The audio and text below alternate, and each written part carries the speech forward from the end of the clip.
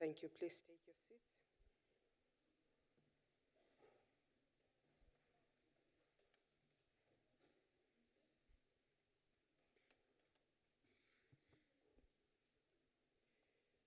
Honorable members, I want to start off by making a few rulings on the matters which happened in this House in the last few days.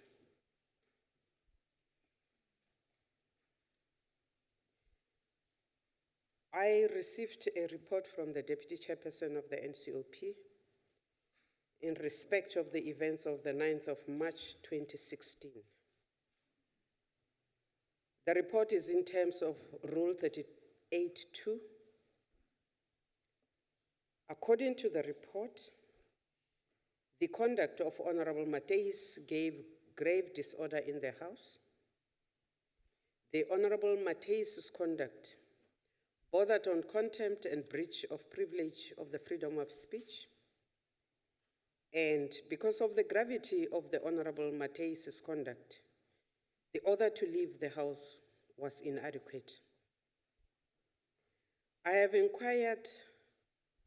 am required in terms of Rule 38.1 to announce what action is to be taken against the member in such circumstances. Rule 38.3a compels the chairperson to report the offending member to the legislature that appointed him or her, in this case, the Gauteng Provincial Legislature. In terms of Rule 38.3b, the chairperson has a discretion to suspend the member concerned. Rule 39.1 provides that the suspension of a permanent delegate on the first occasion during the annual session continues for 5 working days. Honorable members, having considered the report by the Deputy Chairperson, I have decided not to suspend Honorable Mateis as authorized by Rule 38.3a.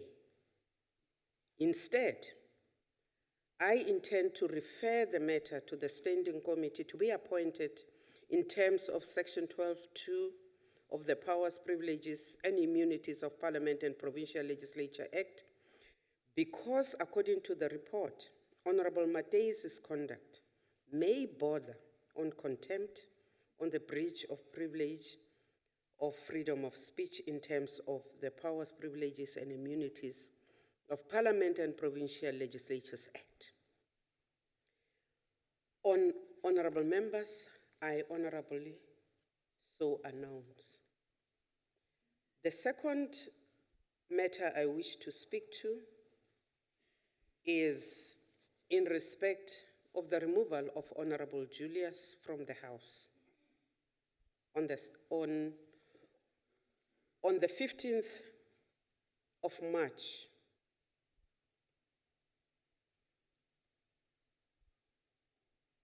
the Honorable Chairperson, House Chair Nyambi, wrote a report. I have also since received correspondence from Honorable van Lingen requesting that the matter be considered. Honorable members, when the matters of this nature occur, I'm guided by a number of factors, including how we as presiding officers have ruled in the past on similar matters in this House.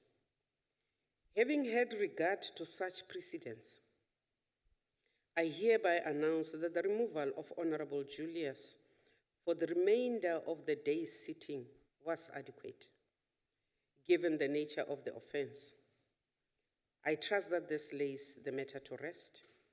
I, however, want to take the opportunity to caution members to adhere to the rulings and the orders of the presiding officers. It is of utmost importance to maintain the dignity of the House, and that includes to recognize the authority of the Chair I implore members to treat the presiding officers with the same courtesy and respect that you, honorable members, expect from us. Thank you, honorable members. I wish to proceed with the business of the day and ask if any member wishes to give a notice of a motion.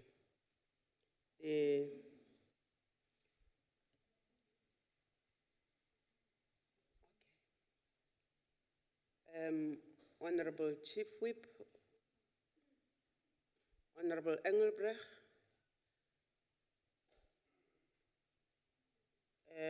you will follow in that way. Honorable Member, I do not know your name, so I cannot call you by name. But you will follow Honorable Engelbrecht. You will be number 3. Is there any hand in this line? None. Is there any hand in this line? None. Is there any hand in this line? Honorable Labaskachni?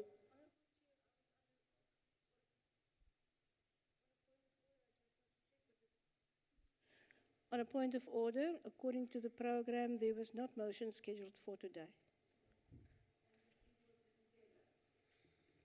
Honorable Chief Whip, would you please stand and address this particular point of order? Okay. I was not advised that there was not going to be any motions, and therefore I went ahead and called for motions. The honorable members from the DA say that they are not.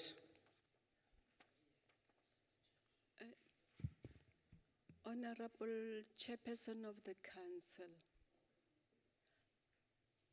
if there is a breakdown in communication, that would be unfortunate.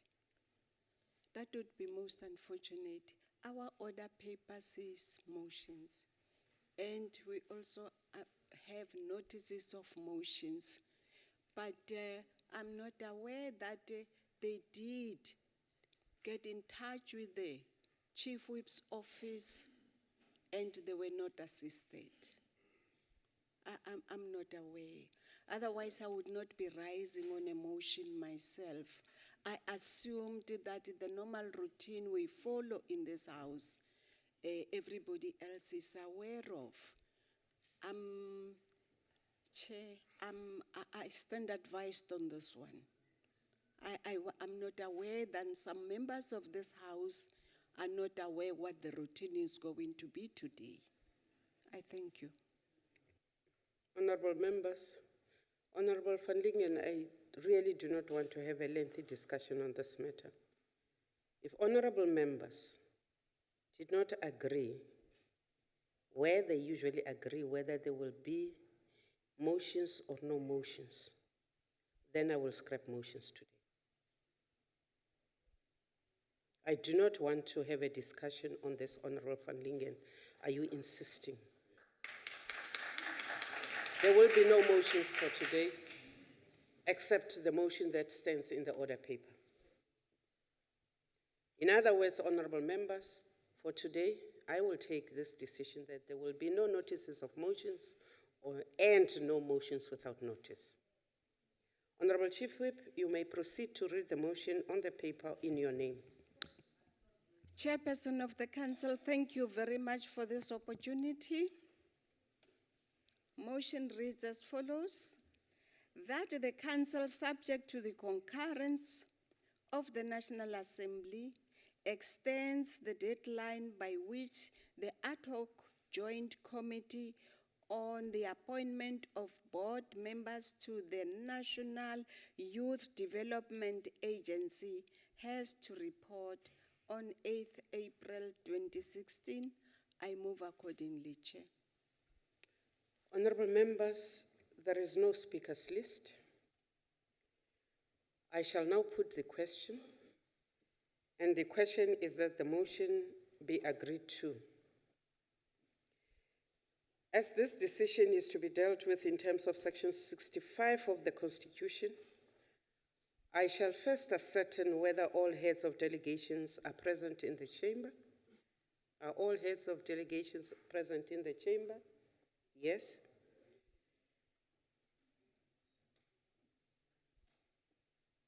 I therefore will, in accordance to Rule 71, give leaders of delegations the opportunity to vote. Before I do so, does any member wish to make a declaration before we take this vote on this motion? None? We proceed to the vote. The Eastern Cape Province? He owned that. Yes. Oh. Yes, I support. You are supporting Free State? Free State supports. Gauteng? Gauteng supports it, Chair. KwaZulu-Natal? Natal supported. Limpopo? Limpopo supports. Mpumalanga? Mpumalanga agrees to the motion, Honorable Chair. Northern Cape? The Northern Cape supports, Honorable Chair. Northwest? Northwest support. Western Cape? Support, Chair. Thank you very much. Honorable members, all 9 provinces have voted in favor. Therefore, the motion has been carried. We proceed to the business of today, and that is the subject for discussion. And I wish to call on the Honorable Minister, Ntate Zokwana, to open the debate.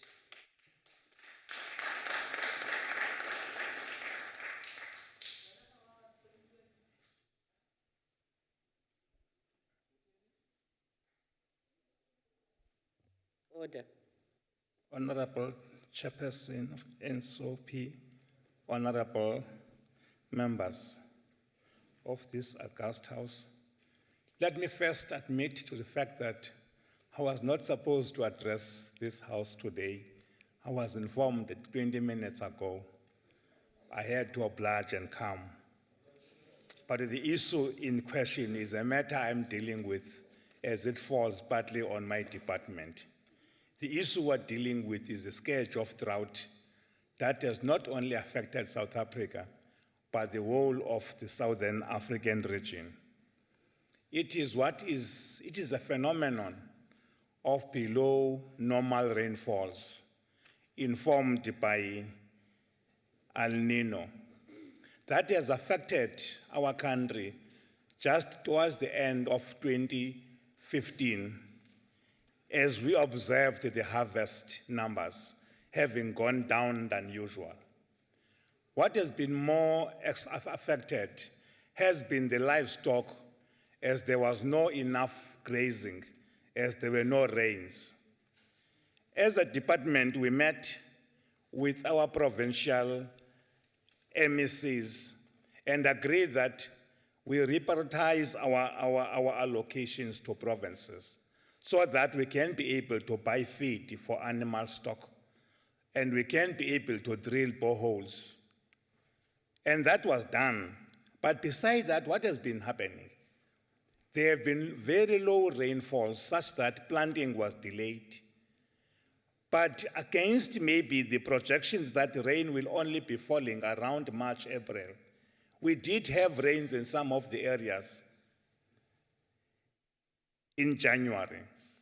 And therefore, our projections of having to import 5 to 6 million tons of maize changed drastically. As we stand, according to the crop estimates, the country will be able to harvest 7.4 million tons of maize. That will be short of about 4 million tons. That will be 1.2 million tons of white maize and 3.8 million tons of yellow maize. We have made arrangements for the point that in the event we were to import maize, infrastructure will be ready to carry that maize. We have done work, and what we have done more than that, we have been interacting with all the stakeholders. Stakeholders like Grain South Africa, AFASA, and all other participants in agriculture, The view being to make sure that we are always on par in dealing with this scourge. We have been informed of the fact that El Nino phenomenon strike different areas of of the world between 5 to 4 years in between.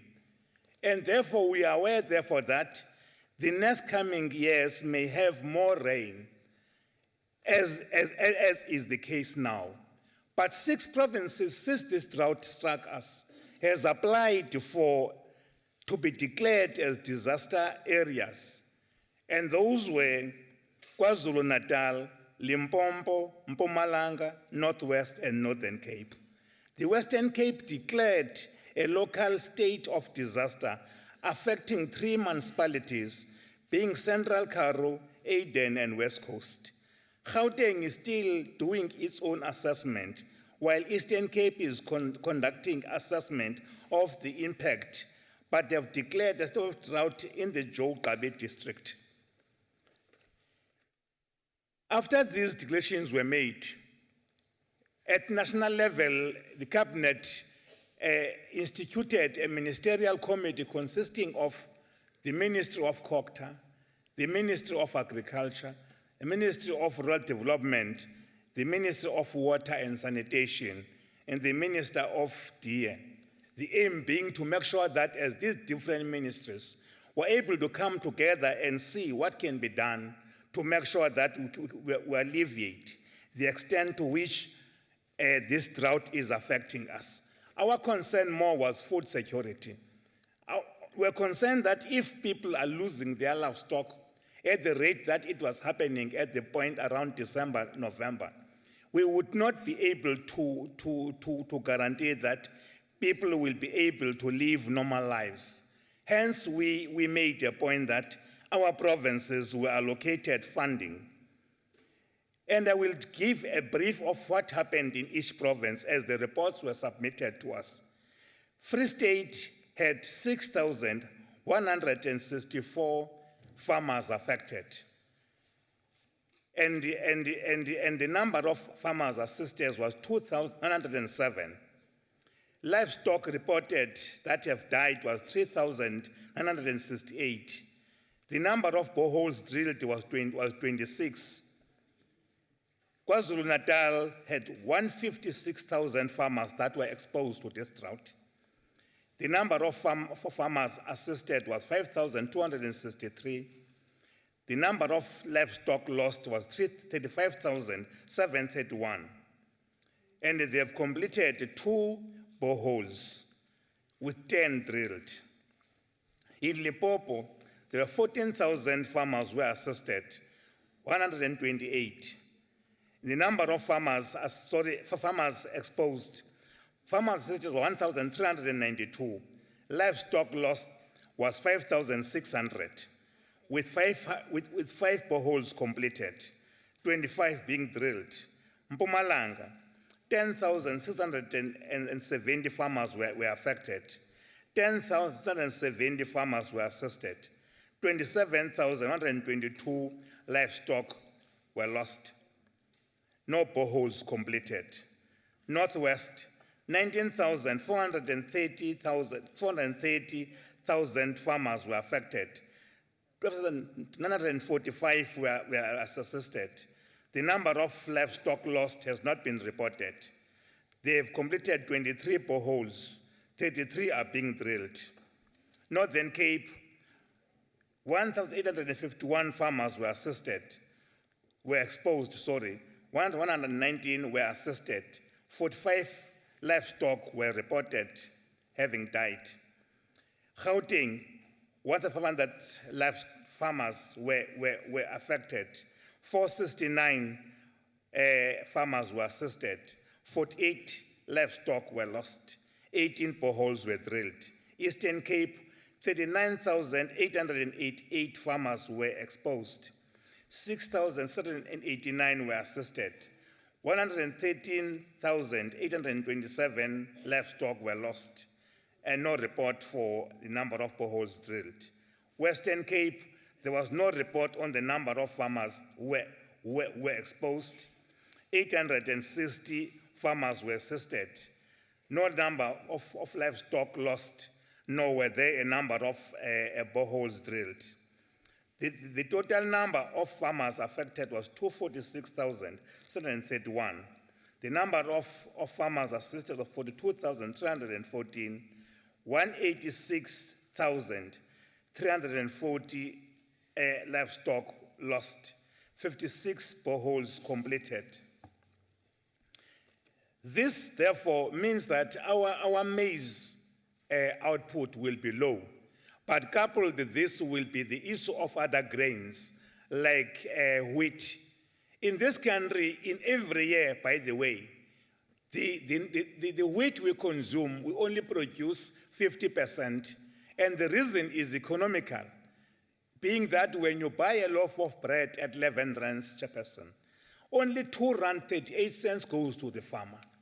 Then there's no incentive for farmers to engage into wheat production. What we have done then, again, is that having met with the commercial farmers who have been able to engage IDC and Land Bank, both agreed to assist these farmers to make sure that they can continue with planting in the coming season. And I can report that the IDC has put aside R500 million to assist commercial farmers with soft loans. And NetBank is also waiting to do the same. But the point we think we need to drive is this, that unless we look at this drought as a disaster, but also as an opportunity for us to prepare for the coming droughts. I'm saying this because, as per the report of COP21 in France, we have to do a number of things, among which is to deal with mitigation, to deal with adaptation, to change the way we run our farming practices. We should no longer use plows and reapers, but we should use the no-till system, as it does not disturb the soil, so that in rainy years you don't have soil erosion affecting you. It has shown further that when you use your fertilizer, it is concentrated. We need to reduce the input costs, which is facing farmers, as none of these machinery are produced locally. The tractor you buy, it is from Miss Ferguson, is from America. If it is a case, it is from Germany. Therefore, the price that farmers are compelled to pay are very high. Then it is less attractive to farmers to be engaged. I'm saying this because most of our soil has been degraded due to many years of overgrazing, as black people were confined in 13% of land with their own animals. Training to them to understand that the number of animals that you put in a field should be informed by the capacity of that field that can be able to feed. We need to build more infrastructure in the form of feedlots. We need to create feed banks. We need to do more research into new cultivars that will stand the scourge of heat. As a department, we're proud to announce that last year our research council came up with a 20% drought-resistant seed. What has made it not to be able to be planted is because of the fact that no farmers wanted to expose themselves without guarantee that that feed will be bought. Chairperson, again, the cost of fertilizer is very high, as there are few fertilizer companies in this country. It is funny that as a country we produce phosphate in Limpopo. That very phosphate is sold raw to countries like India. It comes back sold to us at very high prices. If we are to succeed in future years, we have to change the way we do things. We must change the animals that we rear. We must train that during drought, people should be encouraged to fatten their animals in feedlots and sell them and keep the money and buy other animals when things changes. What we have been we've been made aware again is that the amount of water that we harvest as a country is too little to support us going forward. And most of black farmers don't have access to irrigation water. As we have seen that what white farmers do, when they sell their farms, they retain the water licensing so that they can rent it out, exposing black farmers and getting in so that they can win. So therefore, I will not come up with ideas of non-house that will seem attractive to people, but meaning nothing in the future. Agriculture is a science, Chairperson. It's not something you can wake up because of anger and to come with fine ideas that won't take us anywhere. We need to be sober, we need to engage, we need to do research, to work with other departments so that we can come with better answers. And I was told that it is not thunder that make crops grow, but rain. Therefore, Chairperson, I believe that the department, with other departments I have mentioned, we are more better now in terms of knowledge. I think that another El Nino that may come within 5 years will not find us in the same situation we are in, because I believe that we have to work with everybody. For instance, only last week, I had a discussion with leadership of Agri-SA. They are agreeing with us that we need to put up infrastructure. We must make sure that we harvest enough feed for winter, so that when winter strikes us, because there will not have enough grass to grow so that we can feed our animals. My view is that, Chairperson, there is nothing called an emerging farmer. An emerging farmer is a stage of farming when you are still learning to be in farming. It must not be taken like a title of achievement. Every farmer must be assisted to be commercial. But to do that, we need to plead with the Western Cape government to make sure that land is made available for our small-scale farmers. It is difficult in this province, Chairperson, for any black person to dream of being in farming. I have met with them, I have listened to them. Even the Western Cape MEC admitted the fact that black people constitute only 1% in farming in the Western Cape. Hence, in my report, they don't show what they used with the money that was allocated to them. My belief is that that money was given to commercial farmers to make them more richer, to cushion the scourge of, not to black people. But further, the debate we must engage in is we need to encourage our farmers to take up insurance for their grains so that when drought comes, I don't look at government for assistance. There are those doomsayers who are saying, declare this a national drought. No, listen to me very well. I have shown you figures that we will be able to harvest 7.4 million tons of maize. We'll harvest, and we'll only be short of 4 million. And those who are telling us to do that are not aware of the fact that banks are watching us as they put funding to ensure that they invest in agriculture. You dare call it that disaster. Banks will reduce their exposure to agriculture. But I don't think that the problem we face is more of drought, but what is the policies that the DA and others are taking in the provinces they run. Look, when I was young and trained, I was told that I must never listen to those who choose to make noise other than debate. I must behave like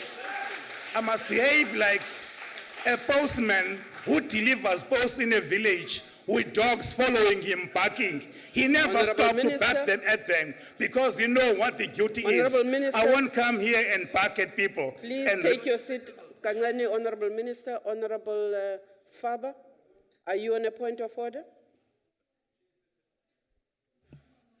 Chairperson, I would like to know if the Honourable Minister that knows so much about drought would take a question. Honourable Minister, are you willing to take a question? Not now, but I have an office. If he wants to talk to me, so, I would be able to talk to him. Maybe we have more time when in my office than I'm here. So the point I'm driving is that if we're to succeed in... Honourable Minister, I'm told there's another point of Honourable Mpambo. Thank you, Honourable Chair.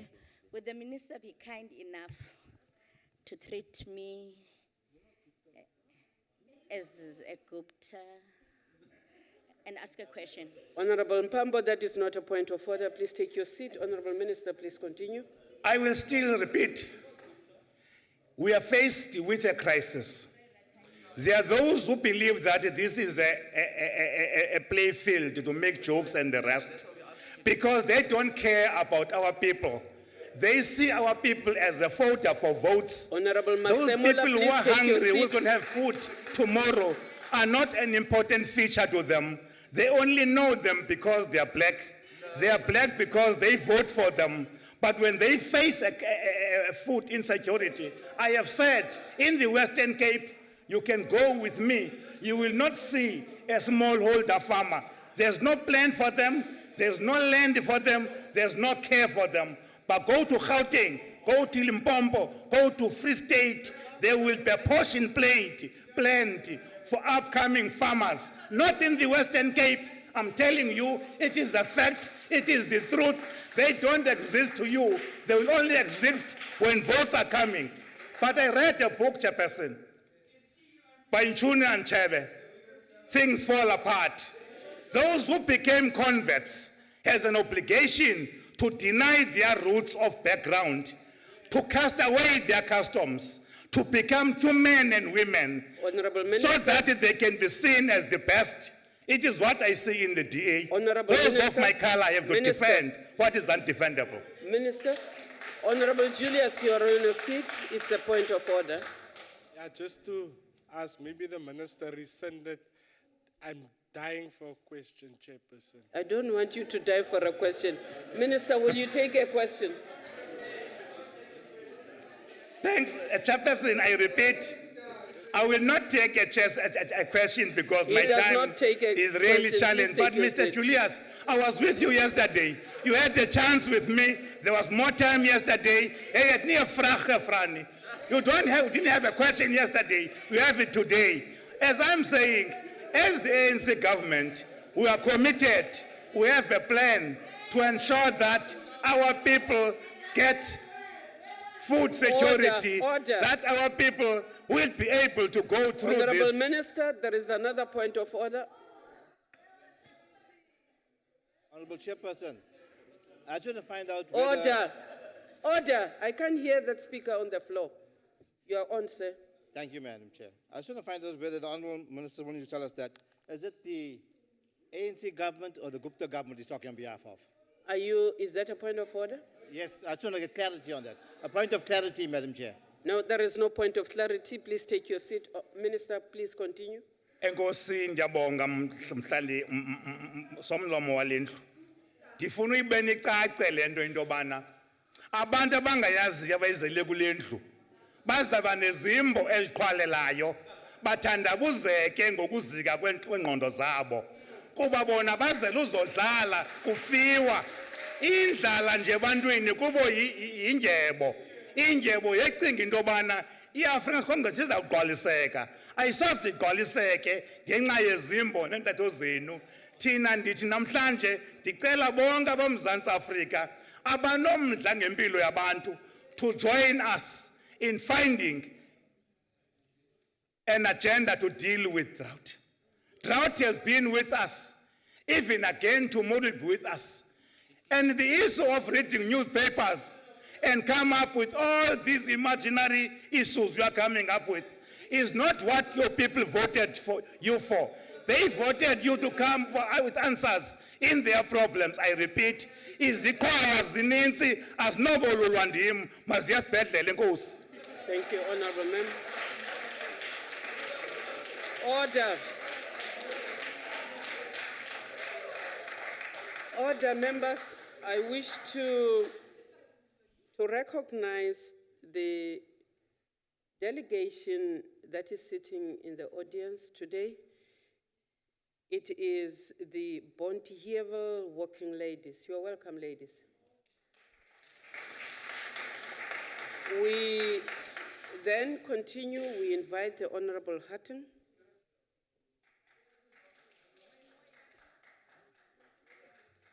Baie dankie, agbare voorsitter. Ek moet sê ek kon nie help, bly stil.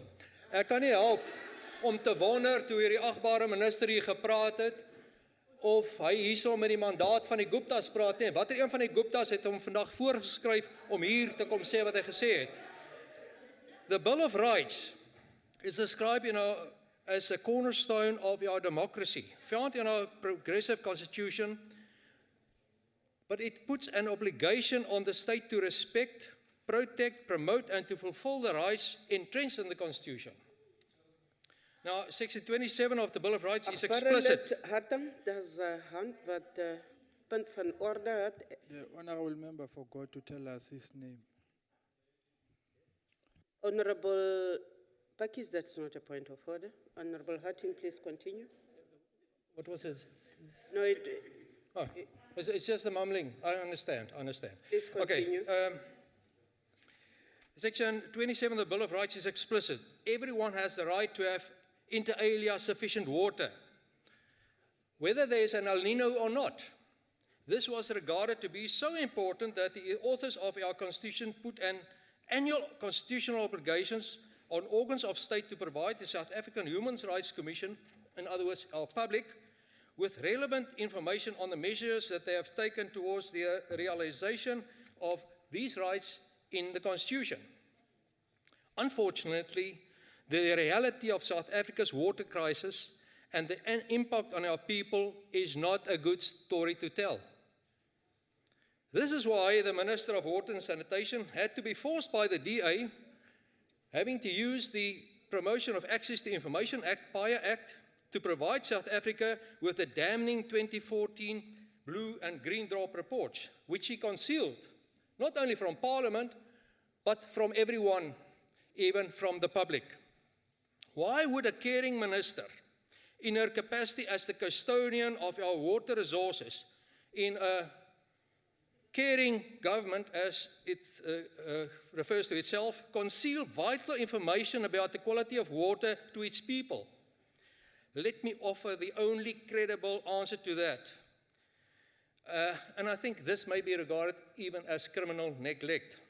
It is the increasing inability of the ANC government to provide sufficient volumes of clean, drinkable water to our people. With the instruments of local delivery, municipalities collapsing, and with its capacity to manage and maintain water infrastructure, specifically water purification plants and wastewater treatment plants, communities are more and more exposed, and a basic constitutional right, the access to clean water, is under serious threat. The cold facts are that on an oversight visit by the DA Shadow Minister, Honorable Leon Basson, and I think he totally overshadows the ANC Minister, who's absent, it was revealed that only 16% of South Africa's 824 sewerage purification works are 100% operational, only 16%. This causes our water resources, dams, streams, and rivers, even groundwater, to be contaminated with raw sewage. Honorable Son found the following. Umgeni Water in KwaZulu-Natal started with water sharing affecting 6.1 million people, or 1.68 million households. Sewage is being pumped into the veld next to the Boikutsu township by the non-functioning Lichtenburg wastewater treatment works in the northwest. Children play there, people walk through it and pass it every day. In Kraddock in the Eastern Cape, untreated sewage is flowing directly into the Great Fish River. In Hemansdorp, also in the Eastern Cape, the wastewater treatment plant is non-functional, with raw sewage still containing solids running through an informal settlement into a neighboring farmer's dam. At Morimole in Limpopo, toxic waste goes through the wastewater treatment system and straight into the river. This includes condoms, toilet paper, sanitary towels, etc. At Rooiwal in Pretoria, millions of liters of untreated sewage is spilling into the Alpies River. Due to the non-functioning of the sludge plant, sewage sludge is pumped straight onto an adjacent farmland that drains into a large wetland. Chairperson, it's happening all over South Africa, every day, every hour, even if as we sit here. 4 out of every 10 South African children do not have access to piped water in their houses. We simply cannot afford for any water to go to waste. The Honourable Chair, the discipline of the members is actually incredible. The highest proportion of consumer units that benefit from free basic water at 75.7%, according to the department's own report, was shown to be in the DA-governed Western Cape. I think that actually should have been applauded. In contrast to this, the state of the wastewater treatment plants in the ANC-run provinces was found to be dire, posing major health and safety risks, particularly to the poor. The stark reality appears to be the only reason why Minister Nomvula Mokonyane concealed the very revealing blue and green drop reports, and people of whatever you want to call her. The only Honourable Nomvula for you, actually. The only solution to South Africa's growing water crisis is to export the Western Cape sound and clean governance practices, including the planning, management, and commitment to maintenance to the other struggling and failing provinces. And Honourable Chairperson, the DA is resolute in that commitment. But, like they say, everything is there on offer, but you can bring a horse to the water, but you can't force it to drink. I thank you, Chair. Thank you, sir. The Honourable Elsie Dlamini.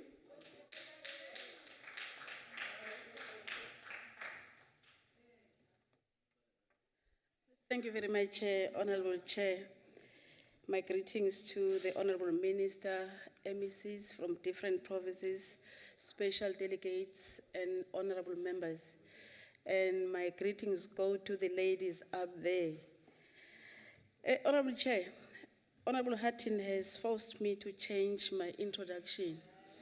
I had a very mild introduction to my speech because we are talking about a very important item here, the human rights.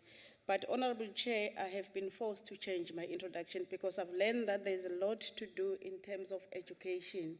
I have to assist the Honourable Member so that he knows what are the reasons that caused what he is talking about now. Honourable Chair, it will be politically immature and historically bankrupt and information dwarfism to expect that in just 22 years, the ANC would have done better than this, given the background of human rights that was violated by the apartheid government in South Africa. If you take, for example, Honourable Chair, the documents asserting human rights, such as Magna Carta of 1215, that's how long human rights has been done in other countries. The English Bill of Rights of 1689, and the US Constitution and Bill of Rights of 1781. The French Declaration of Rights of Men and Citizens of 1789 are the written precursors to many of today's human rights documents, Honourable Hatton. Yet many of these documents, when originally translated to policy, they excluded women, people of color, that refers to us, the black people, and certain members of social, religious, economic, and political groups. That is where the origins of isolation of the majority of the country were started in South Africa. Honourable Hatton, if you have ears, I do want to say, Chair, that it takes a person who is right upstairs to compare what the ANC-led government in just 22 years has done as compared to countries. Honourable Dlamini, please take your seat. Honourable Faber, please take your seat, ma'am. Are you on a point of order, sir? Chairperson, just on a point of clarity, a person that is right upstairs, I would like to know what the honourable member is referring to, because I don't know such people in the ANC top. So if she can just perhaps just Thank you clarify very that much. to me. Honorable Faber, you also know that there is no point of clarity and that is not a point of order. Please continue, Honorable Dlamini. Thank you very much, Honorable Chair. To compare the ANC in just 22 years with countries that has been having Bill of Rights for 804 years. If you take the Magna Carta of 1215, for example, 327 years. If you take the English Bill, of which most of you associate with, of the Bill of Rights. So to compare that with 22 years, it means that something is not right upstairs.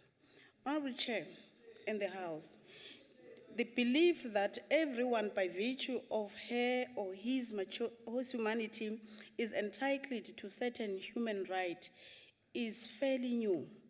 In South Africa, for example, it started with the ANC-led government in 1994. Your apartheid government violated all human rights of the majority of this country. We should be grateful. Honorable Dlamini, please take your seat. Honorable Faber, you are up again. Honourable Chair, with due respect, the honourable member are talking about your apartheid government. Now, I don't see Honourable De Beer here, and I would like to know who she is referring to. Thank you, sir. Honorable Dlamini, proceed. The reference to your, I suspect, includes all of us in the House, including the honourable member herself, because there was no particular name assigned to the word your. Proceed.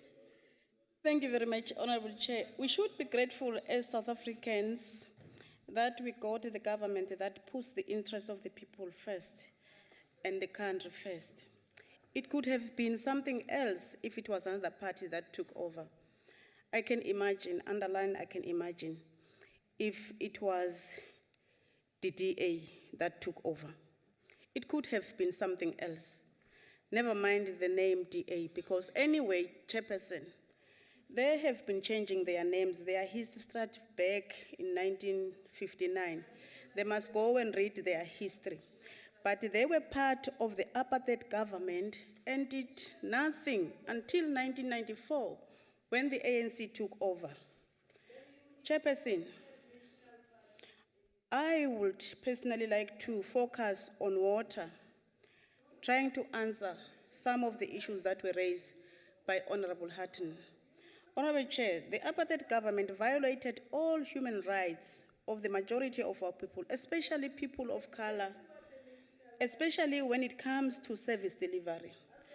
After taking political power in 1994, our government, the ANC-led democratically elected government, inherited overwhelming municipal service backlog that were found largely in rural black, poor regions of South Africa. Under the apartheid regime, service delivery for the villages or the so-called townships and rural poor was non-existent. If it existed, the services. Honorable Dlamini, there is another point of order. Honorable Mukweli. Ke a leboga Mosago. Ne ke botsa gore a mme o ikaelela go ka tsa potso. Honorable Dlamini, would you take a question? Epasini, Chair. Epasini. In the bus. Yeah. Please proceed. Honorable Chair, for example, in 1997, the Department of Public Works reported that only 27% of African households had running clean tap water inside their residence. Only 34 had access to flush toilets. Of the 15 million people without access to safe water supply in 1994, 12 million were located in rural areas. meaning that the 3 million was from the urban areas. Manje, Honorable Hatting cannot complain about the ANC. This is where the problem is coming from. You were there as a EDP that time. The condition, according to the 1996 census conducted by the Statistics South Africa. Honorable Dlamini, there is another point of order. Honorable Engelbrecht.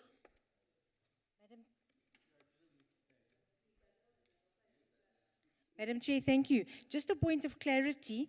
I just want to confirm, is this what the ANC has achieved after 22 Honorable years? Engelbrecht, we don't have points of clarity. Okay, okay. Thank you very much, ma'am. Honorable Dlamini, order members.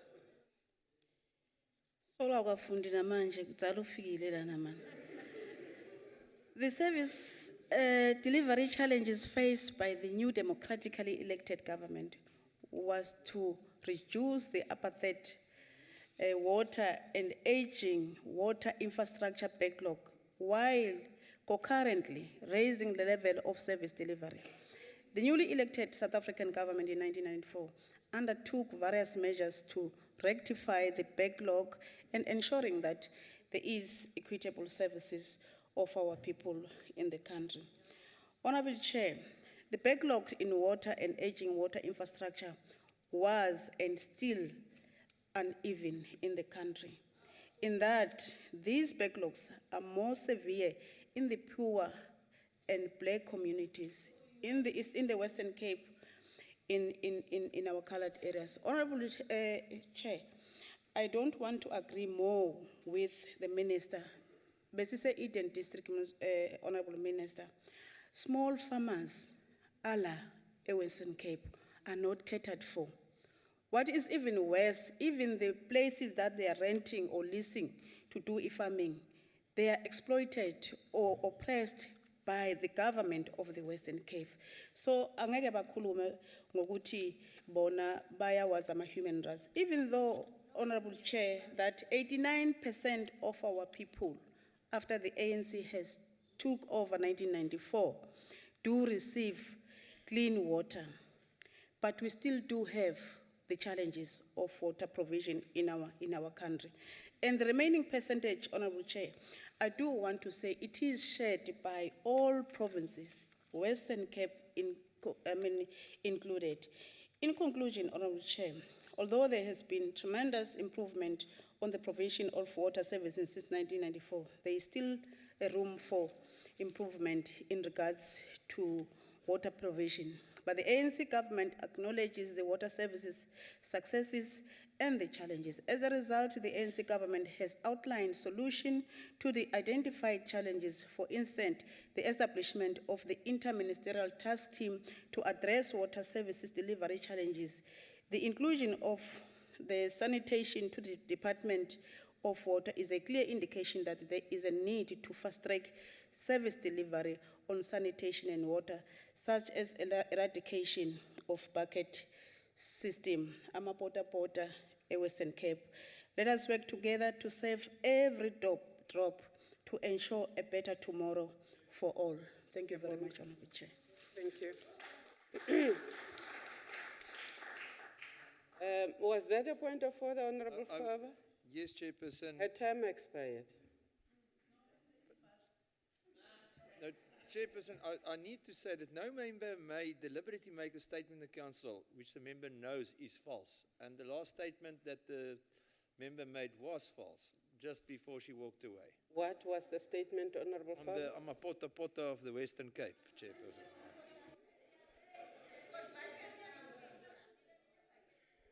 Order, members. Order, members. I will look into that matter. Is the contention that there is no such a thing as mapota or that? I will look into the matter and come back. The Honorable Mokosi.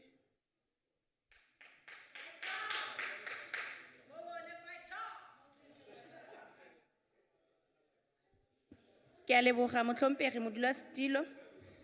Ke leboge Afrika Borwa ka bophara ke dumedise. Chairperson, On the 21st of March this year, the country will be commemorating 55 years since the tragic killing of 69 black people in Sharpeville by a vicious white regime which had viewed black people as a subhuman species. On that tragic day, more than 180 people were also injured. Their cardinal sin was to respond in large numbers to the call by the president of the PAC of Azania, Robert Mangaliso Sobukwe, for all black people to present themselves for arrest in protest against being forced by law to carry dompasses in the country of their own birth. This was a culmination of a centuries-long process of dehumanization wherein white people granted themselves the right to kill and grant life, the right to call us animals, and the right to dispossess us of our wealth, our land, and our humanity. The colonization of our country and the plunder of its resources by the white crusaders did not only set to brutalize and exploit African people economically, but central to their colonizing, it's not my mother tongue. It's not my mother tongue, I don't care. Strategy was the drive to reshape African reality such that Africans would become willing slaves and servants. By brutally annexing land from Africans, and whites were purposefully annexing African cultural expression and meaning. They robbed us of our rights to be human. Without land as both a symbolic meaning of African being and land as an expression of value and a means through which Africans could affirm their humanity and culture, the whites appropriated not just African land, but also African being. By stripping an African of their land and their culture, the murderous and racist whites reduced the African to a subhuman, a man with no culture, a man whose life has no meaning, and a man, therefore, who could be dispensed at will by those with culture. Honorable Mukhosi. This is what Honorable Mukhosi, there's a point of order. Honorable Dlamini. Thank you very much, Honorable Chair. I'm standing on a point of order. Yes, ma'am. It's not all whites that are racist. It's not. She said. Thank you, ma'am. Point in debate. Please continue. This is what Resobukwe understood very well, and his call was not just for dompasses to fall, but for the reclamation of all that was violently appropriated by whites. Our struggle for liberation was for the reclamation of our African personality in its entirety, for the destruction of all the sick and inhuman oppressive tendencies brought by the settler communities. Only that would guarantee us our human rights. Now, 22 years after the so-called freedom, the only human rights the country enjoys are those of the corrupt clique, which surrounds Zuma and his corrupt cartel. The ANC is only concerned with the freedom of a foreign family, the Guptas to loot our resources, to abuse the finest men and women that our struggle for the freedom ever produced. Please take your seat. Honorable Matime. Honorable Mukhosi, it is Honorable Zuma. Mr. Zuma, Honorable Zuma of the ANC. The ANC is only concerned with the freedom of a foreign family, the Guptas to loot our resources, to abuse the finest men and women that our struggle for freedom ever produced, by protecting that dishonorable president that they have, their Honorable Excellency Zuma. The ANC is indirectly promoting the cancer spread by the Guptas to every aspect of South African life. We are no longer fighting against past laws now, but against a very vicious cartel of corruption, with Zuma at helm, assisted by his drum majorettes here in Parliament and at the Tuli House. 22 years after freedom, blacks still have no land, they don't have jobs, they live in filthy shacks competing with rats for space. Mukhosi. Can you imagine? Honorable Mukhosi. Mr. Zuma is the President of the Republic of South Africa. We refer to him as the Honorable. Honorable Zuma of the ANC. Honorable, you are on a point of order, Honorable. Yes, sir. Remutimi. Honorable Mukhosi refers to members of parliament as drum majorettes. I'm not sure that is parliamentary. I will look into, I am Honorable Mukweli. I am presiding. Honorable members, Honorable Mtimunye, I will look at the list of those words which are considered unparliamentary. I will come back to the House on it. As far as I can remember, it is not in that, but I undertake to look and come and respond to the House. Honorable Mukhosi. 22 years after freedom, black women are still forced to wash the underwears of cold-hearted white women as maids, getting paid peanuts in return. 22 years after freedom, black mine workers are killed at the instruction of one, Cyril Ramaphosa, who now wants to be president while his hands are dripping with the blood of our brothers killed in Marikana. 22 years after freedom, black people still have no rights. A sick black person who goes to Cecilia Makiwan Hospital. You take your seat, please, ma'am. Honorable Mtimunye. Honorable Chair, Honorable Mukhosi is making allegations, incriminating allegations against a sitting deputy president of a country. I am not sure if that can be acceptable in this House.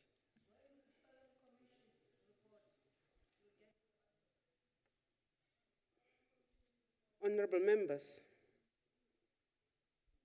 can I be allowed to look at exactly what Honorable Mukhosi has said? Honorable Mukhosi, please reflect on the topic of today. You do have your rights covered for freedom of speech in the House.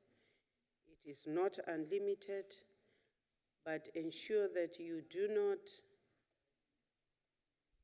put aspersions or impugn on the dignity of members of parliament unless you can back it up.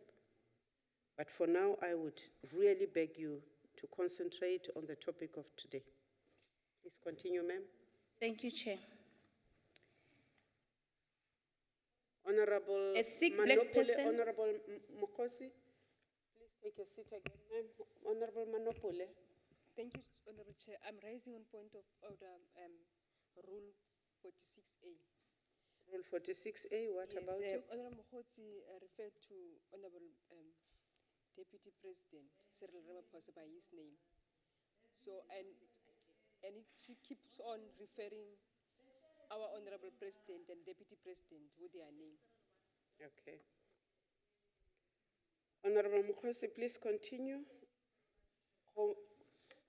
A sick black person who goes to Cecilia Makiwan Hospital goes there to die because black people do not have access to good quality health care.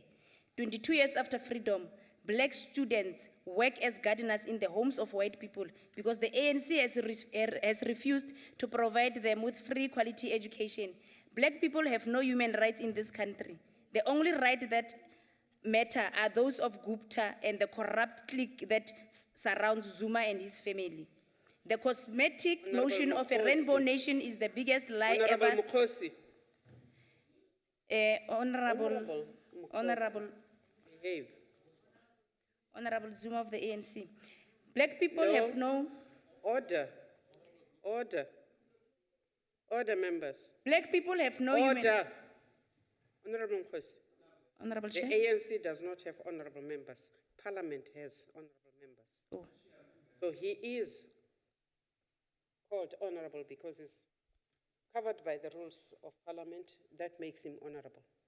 So he is Honorable Zuma within the confines of this Parliament. Please do that.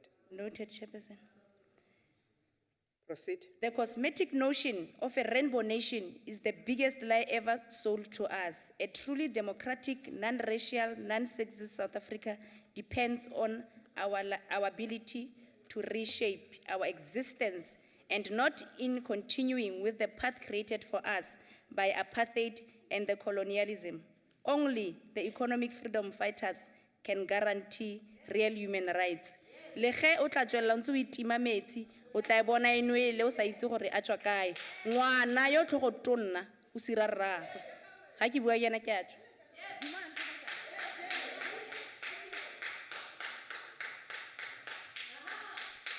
The Honorable Ntingan. Councillor.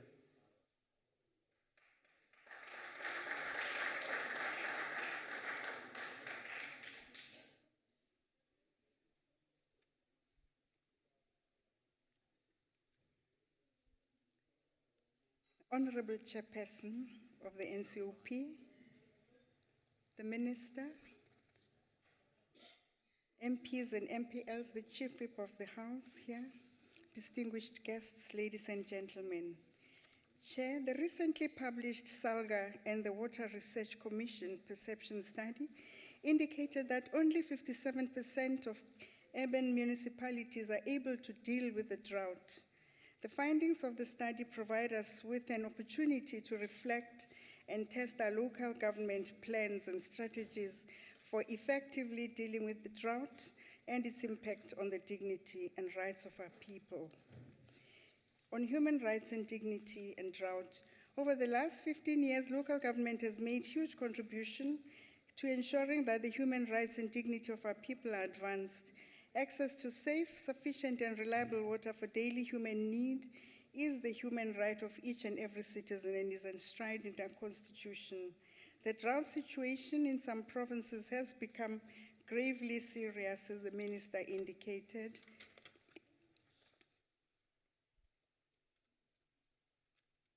And local government, in contributing to advancing the gains we have made in the right of access to water and food security, it is indeed of great concern that we are now talking of water shedding shortly after we escape the pervasive clutches of load shedding in terms of electricity. Today we face a situation of growing urgency with a widespread lack of access to water, food security threatened, and price hikes for basic food that will inevitably impact on the most vulnerable and further deepen our socio-economic challenges.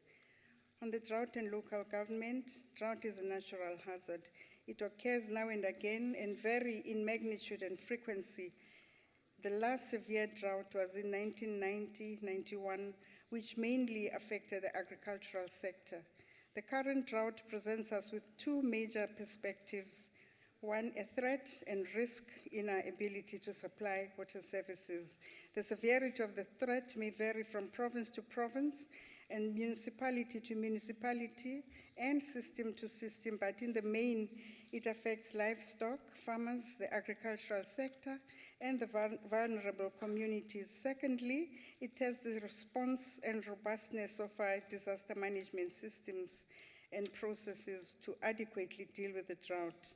At a municipal level, we are affected by two types of droughts. One, hydrological drought that is described as surface and subsurface waters that are below normal and includes aquifers for irrigation of crops, wells for consumption of water, and groundwater tables, streams, rivers, reservoirs. And secondly, sociological drought, such as water shortages that directly affect communities and has the potential of creating panic migration.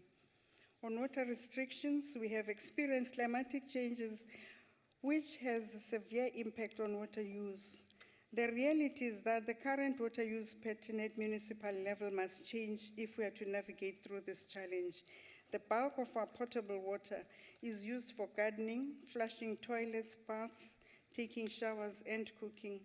We need a rethink if we are to sustainably use limited allocations. Excessive water demand is a potential candidate for water restrictions, particularly in drought-stricken provinces such as those that the Minister indicated earlier.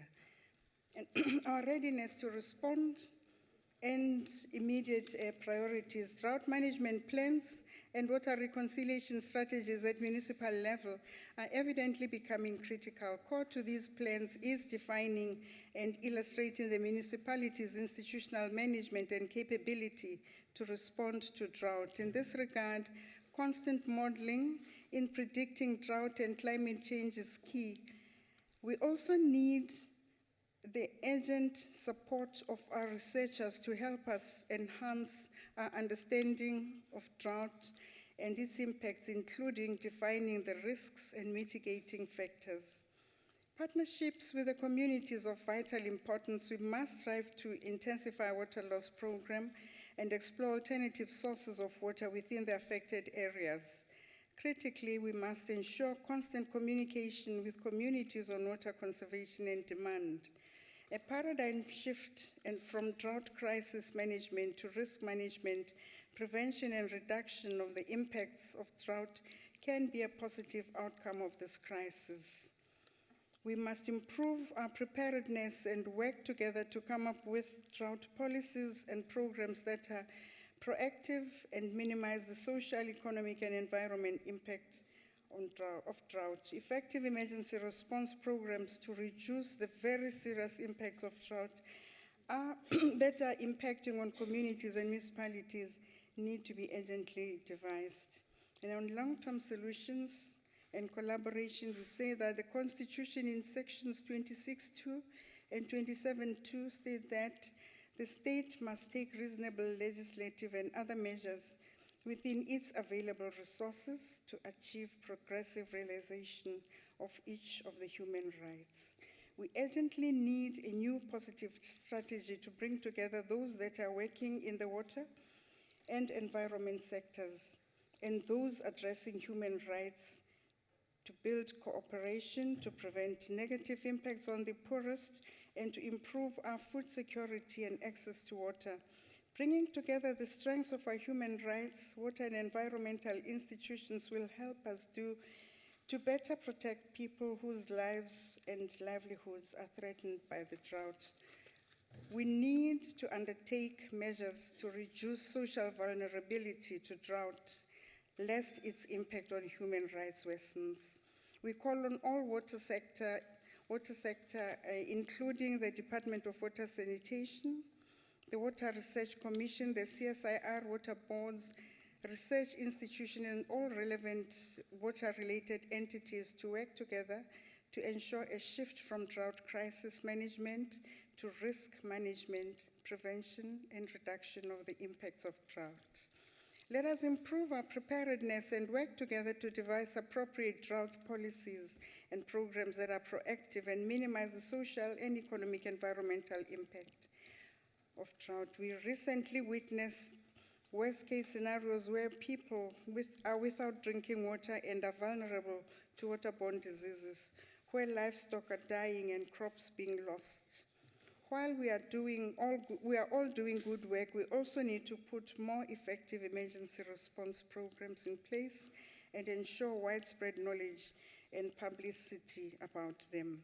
In conclusion, Chair of the NCOP, let us ensure joint action to guarantee the right to life, the right to an adequate standard of living, and the right to food and water. We cannot allow drought to erode the gains we have made in restoring the dignity of our people. We call, therefore, on the Department of Water and Sanitation to support municipalities as we seek to deal with this challenge so that municipalities can actively participate in monitoring efforts and risk management and ensure that our citizens continue to have access to clean and reliable water services. Our people's human dignity depend on us. We cannot let them down. I thank you, Chair. Thank you very much, ma'am. The Honorable Kaula.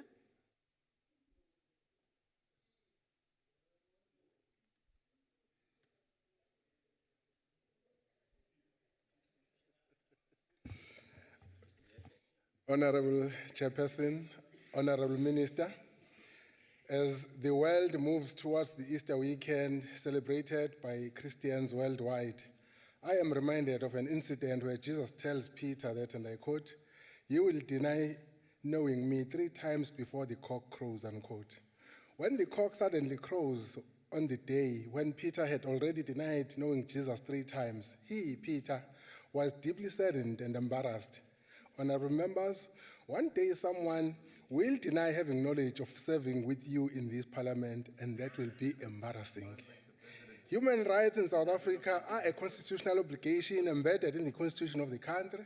These include the right to water, health care, food and social security, the right to adequate housing, to to education, to human dignity, to life, the right of access to information, and many other rights. The Constitution says everyone has the right to have access to sufficient food and water.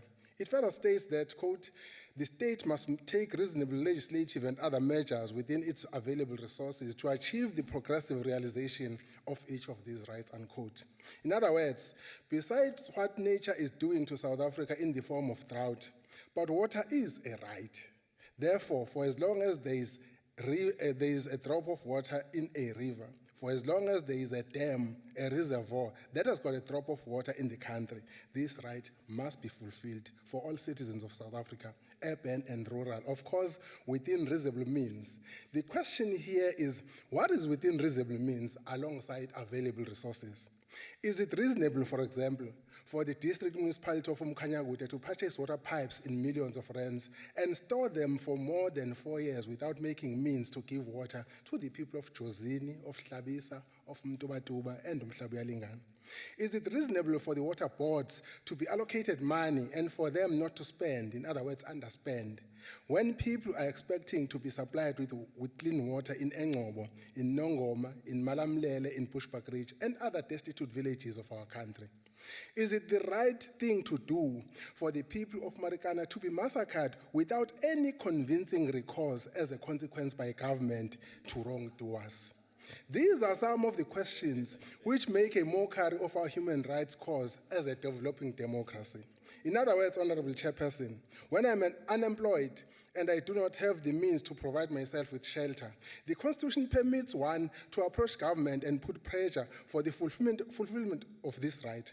If the right is not fulfilled, one can approach the courts, the public protector, and any other relevant institution to ask them to help him or her for government to fulfill the right to shelter.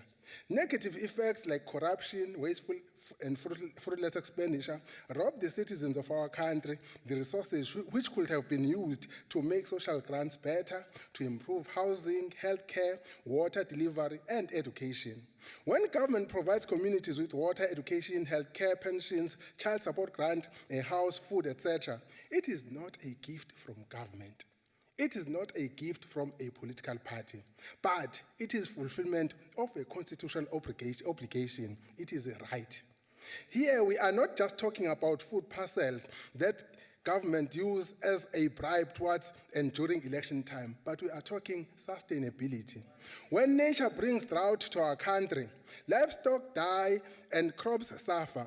Food prices go up as a result. This results in scarcity of food, and in South Africa, food is the right. Therefore, government must find ways and means of circumventing the situation of terrible hunger in households reasonably within available resources. I thank you, Chairperson. Thank you, sir. The Honorable Duma.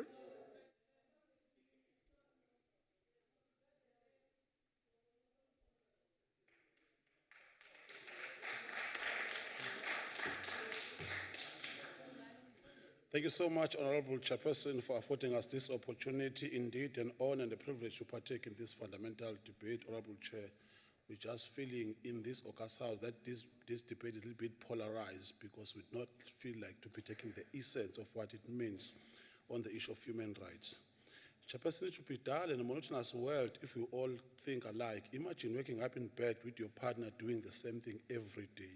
So the issue of contradiction on the issue of minds, it is acceptable. Those contradictions from time to time must be acceptable as well in the normal day-to-day issues. Honorable Minister, your speech was audible to a progressive mind and very antagonistic towards apartheid remnant ears and minds because they are still there. And their concentration is the world which must not be changed, but it must be preserved for those significant minorities who must always have that hegemony, all those things. Our aim is to change, our aim is to transform the entirety of the society. It will take three things to believe in the myth that South Africa has not transformed, Honorable Chairperson, or nothing has changed since 1994. Number one, it will be the issue of selective amnesia. You just believe that you know something, but it does not exist in your brain set, that you just shift that thing. Number two, it will be the issue of naivety. You choose to be naive and recognize nothing else what is yours. Number three will be the issue of short-term memory. to think that 342 years of damage, as Honorable Dlamini has mentioned, that it can just be resolved in 22 years. It is impossible. In fact, it will be abnormal human experience. That's something that has taken so much time will just be resolved. Even scientific, there is no scientific evidence that will prove that. Go everywhere in the world, changes will take some time. The role played by our government, in particular on emerging farmers, Honorable Minister, has not gone unnoticed, as most of them would not have survived the day. Feed for livestock, in particular in Zululand, Mkhanyakude and Mzunyati district, Honorable Minister, was not adequate since these areas were the most affected areas. But I think we've already mentioned that we still have to address all these imbalances because we are dealing with those who were in the past were not participating in the issue of economic mainstream. So please, from time to time, if it means that you must be bold enough to address the issue of financial mainstream, just do that. This house is designed for that. You are voted by our people to do all those issues. Thank you so much, Honorable Minister, for highlighting the issue of water licenses, because one of our strongest points, that's where we have problems. You've got those people who are defined as have. When they are no longer in the system, they'll still confine the system of our system, of our government, the system which will affect the emerging farmers and all those things. At some point in time, let us debate this issue in detail so that we analyze nicely this thing and we address it at the same time. There is issue of reverse osmosis or desalination process, which must be tested in most areas, in particular along the coastal strips. I think let us invest, let us be bold enough and invest money, do a lot of these priorities in these areas and pilot studies so that we can also try this process as we are facing drought. The issue of cloud harvesting currently practiced in Northern Cape seem to be useful and available. Researchers have proven this thing can also be utilized. We must also highlight, Honorable Chair, the historical imperatives of our country proved amongst the men that not so long ago, South Africa was a country of two nations, black and white. We must also stipulate that within this August House so that when we debate, we address all the issues and the imbalances. White had ready assets to develop economic, physical, educational, communication, and other infrastructures. The blacks, on the other verge, which is the larger nation, was poor, lived in abject, terrible conditions, and women in particular suffered triple challenges. So when we deal with the issue of human rights, we just have to trace it that as early as 1955, ANC converged. The trust and the principle was to ensure that at some point in time, the visionary milestone of this country must embrace everyone who's participated in the terms of population. At that point in time, it was 1 million who converged in Kliptown who had to let us address all these issues. But it is realism that amongst those today who claim to be so heroic, they did not participate. You won't find any member on the issue of DA or EFF who were there say that let us not get these privileges. We don't want this education. We don't want to get these wages. They were enjoying all those privileges. Today they are so heroic, saying aluta and all those things. It's not correct. We just have to mention that lies is lies whenever it's told on Monday, Tuesday, and Wednesday. It must remain the same and it's constant. It will never change. Lies is lies.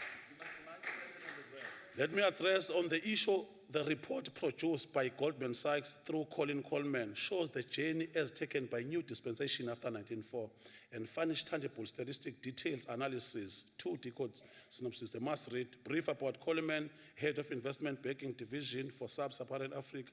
He had said for consultative business movement, Proud 94. We just highlight this thing because they only recognize something produced by them. Coleman happened to be coming from their side as well. Household with electricity increased from 77% in 2002 to 85% in 2012.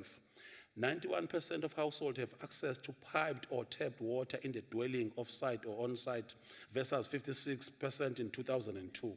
94% of households have access to either landlines or cellular phones in 2012. ANC government has just provided that. 41% of households had at least one member who used the internet either at home, workplace of studies, or internet cafes. Between 2002 and 2012, the percentage of individuals who experience hunger decreased from 24% to 11%, Honorable Chairperson.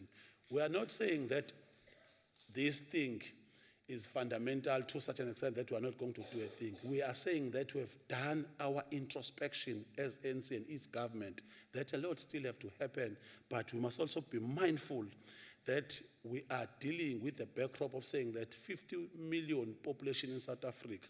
If you go in the past, it was only allocated, the services were only reserved for those significant minority. Not in our days. We must be mindful that we accommodate everyone. It's our task. We are morally obligated to do that at the same time. The State Estate General Household Survey provides a picture of broad improvements for poor communities. One example to highlight is health, which some members was just referring, where 70% of households made use of public clinics today versus 57% in 2002. So that's another improvement. Another 80% recorded being satisfied or very satisfied with the service delivered. This turn counter to prevailing public perception on the state of public health facilities. And whilst not every evenly performing on aggregate, the data reflects that public health services is deemed by its client users to have improved in our country. Martin Luther once said that those who are in front will always remain in front, or the man at the back must run faster than the man in front. This is what is the task ahead of ANC government. This is what we envisage, that all South Africans who like this noble country and this developmental state must just participate and ensure that we change life. For us to come in this stage and just say that we have not done this, we have not done, without providing any tangible solution, for us it's a futile exercise. Come up with practical solutions, because we are the government which listen to people. We are proven to have done that. We thank you so much, Chairperson, for even us affording this opportunity, because the issue of drought is the issue of which is natural in its nature, but it has been polarized as if it's something that has been created by this government. This government will never create such an adair thing. We must fight it, but everyone must participate. In particular, Western Cape farmers are still suffering. It is a well-known truth in our country. Please, good people, try by all means to ensure that everyone participates within the context of farming industry. Thank you so much, Honorable Chairperson. Thank you, sir. The Honorable Makato.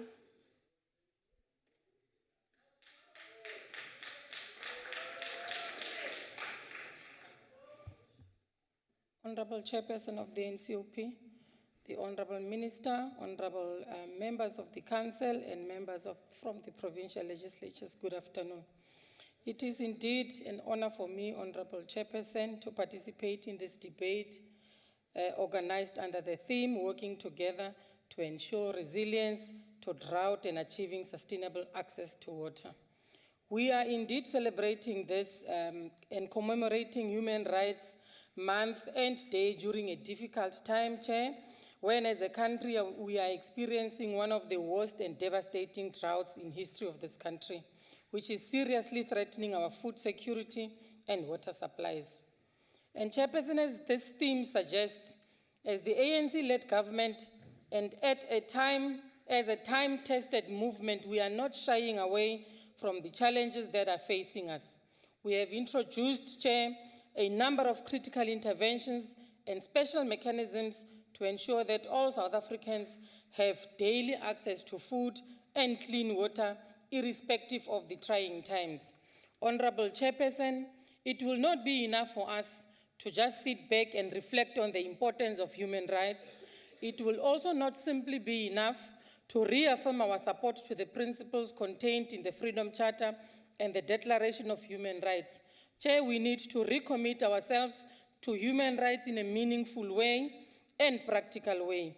We need to get back to the basics of teaching moral values and tolerance of one another, Chairperson. It is reported, Chair, that 2015 was the driest year since 1904, and also that the globe is getting warmer every year, with some reports saying that in the last 30 years, every year has been hotter than the preceding one. The Northern Cape, Honorable Chairperson, as an arid province, has been hardest hit, threatening our food security and sustainable supply of water. But Chairperson, I think it's also important to just note that as a province, we would want to applaud the Honorable Minister for the continuous support that we are receiving from his department The minister, just a week or so ago, he made time to interact with the farmers in the province. And I might say the future looks bright for us in the Northern Cape. I'm saying this, Chairperson, that it is also said, Chair, that the disaster management strategy of the Northern Cape province is amongst the best. And we could see with what the minister has just presented in terms of the numbers that the Northern Cape, with the numbers that how then the drought affected us. The Chairperson, with the choice of the word resilient in your theme, it is most appropriate because it reflects the commitment of the ANC-led government that care about the well-being of all South Africans to ensure that interventions and special mechanisms are put in place to cushion against the effects of the drought so that all South Africans can still have access to food and clean water, irrespective of the challenging situation of the devastating effects of the drought. I want to, at the beginning, Honorable Chairperson, to caution the opposition party to not be disingenuous and malicious in blaming the ANC-led government for circumstances beyond its control in an attempt to gain cheap political point scoring. You may shout as you like, but they always say, Chairperson, an empty tin made the loudest noise, isn't it? Losing jobs as a result of the global economic meltdown and serious drought affecting our farming communities. Please take your seat, Honorable Julius. You are... Thank you, Chairperson. I think we already ruled in this House on exactly the same words, empty tin, referring to members, because the honorable member on the podium said, you are, and then she said, we all know empty tins like you. So it was referred to members as making noise like empty tins, and there was a ruling in this House on the exact same words last time. Thank you, Chair. Thank you, sir. I will rule in this matter. The Honorable Mukatum, please take your seat. Take your seat. She utters two sentences. The first sentence says, you may make as much noise as you want. Then she says, empty tins makes the loudest noises. Of course, you can infer that the second sentence, following quickly after the others, refers to the you. I think that the you she uses. I think, members, that English is indeed a difficult language for us. But if we are going to rule each time a member says you, your, they, we will never have a debate in the House. I'm going to let this member continue. But I'm also going to say, it is your maiden mem in our House. Keep to the debate. Just do not reflect on any character of this House, any member of this House. But that does not mean you cannot feel free to debate. Please continue. Thank you very much, Honorable Chairperson. Chair, in our province in the Northern Cape, the Premier in her State of the Province address referred to the drought as one of the government's attempts, referring to the current drought and our government's attempt to mitigate against its devastating effects. She said, and I quote, that government is currently implementing strategies and programs to mitigate the worst economic impacts of the minerals price crash and drought, and that approximately 2,000 smallholder farmers across the province are benefiting from the drought relief of about 23 million, and we are expecting additional funding to the tune of 19 million from the National Department of Rural Development and Land Reform. We must not be deterred from laying the groundwork for a better tomorrow. Food security remains one of the key priorities of this administration, and we will continue to do whatever is required to ensure that our fields and we produce quality crops, Honorable Chairperson. And Chair, this is once more again evidence and a serious indication that the ANC-led government is indeed a caring one that is committed in ensuring that, as the theme of the debate suggests, working together, all of us, to ensure resilient to drought and achieving sustainable access to water. And Chair, just as maybe just not dwelling in much into this, just to mention that as far as animal feed is concerned in the province, about 90 to 100% has been delivered in the province, saving a lot of livestock from perishing. And one of the small emerging livestock farmer from one of the districts in Pixley Kaseme in DR, who benefited from the animal feed program, had this to say, and I quote, "I want to sincerely thank the ANC-led government for the support they are giving us through this difficult time. And without this kind of help, our livestock would have perished, which would have meant a huge loss to us," close quote. This is an indication, Honorable Chairperson, that the ANC government, and I say that it's a caring one, which has the interest of our people at heart. Honorable Chair, the greatest risk of food security in our province and the country at large is climate change and global warming, as indicated earlier. As an attempt to mitigate against the risk of climate change and ensuring, Chairperson, that the freedom, that the Constitution as adopted in 1996, most progressive in the world, Chairperson, which includes socio-economic basic human rights, which the state must provide to all citizens, which is happening, and we are seeing it happening, Chairperson. Access to healthy food and sustainable water supply are fundamental human rights enshrined in the Constitution. And these rights, Chair, reflects the commitment of the ANC-led government in this country to ensure that no one goes to bed hungry and everyone has access to clean water, which is an essential ingredient to a healthy life. Honorable Chairperson, I sincerely believe that the theme of this debate is most relevant given the fact that these rights seemed to be threatened by the droughts, and Chair, that we need to do more to ensure that people don't go to bed on an empty stomach. We do not have, Chairperson, the comfort to allow and tolerate unnecessary water wastages through leakages and other means to ensure that we achieve the sustainable access to water. Chairperson, in concluding, after the Sharpeville massacre, just to remind the honorable members, the UN and the international community declared the African National Congress as the sole representative of the struggling South African masses and their future aspirations. The ANC, and I'm saying, has never disappointed the masses of this country. The ANC will not do that, and the ANC will never do that in the future. I thank you, Chairperson. Thank you, ma'am.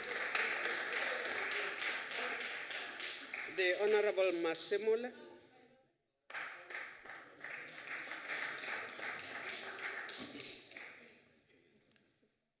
Thank you very much, Honorable Chairperson, Honorable Chief Whip, Honorable Minister, members of the Executive Council from provinces here, comrades, colleagues, and fellow South Africans. We are meeting here today to debate a matter of national importance as the National Council of Provinces, an issue of basic human rights. I am standing before you this afternoon, illuminated by the heroism of our forebears from the sun to the warrior kings of our people, Kings Kukune, King Mushweshwe, King Shaka, King Hinza, King Makado, and King Gungunyani, to their grandchildren, the martyrs of our liberation struggle, whose greatness remains a political landmark of historical magnitude in the life of the nation. For they have earned themselves a space through their revolutionary commitment to fight for the people of our country. We are standing here today on the shoulders of great men and women whose sacrifices in the struggle for liberation, freedom, and democracy remains indelible in the history of the South African society. These are freedom fighters of credentials, whose prosaic contribution shall forever remain etched in our minds and souls. Honorable Chairperson, their lives were cut short and many endured sufferings in the hands of the brutal system of colonialism and apartheid, while fighting for the fundamental human rights which the people of this country were denied of for so many years. The ANC had for many decades prior to 1994 fought to ensure that the people of this country, irrespective of color and creed, are able to live quality lives and enjoy human rights, and in doing so, give the actual expression to the multi-class character of our nation. Honorable Chairperson, through that journey, the deprivation of the working class and the poor of their rights to a decent life in their own land brought about many casualties, including Sharpeville massacre on the 21st of March 1960, which became the highest political point and the highest point of brutality by the cruel thoughtfulness of a racist government, and that stirred international conscience and anti-apartheid sentiment gained acceptance globally and heightened the struggle of the people to fight for their own liberation.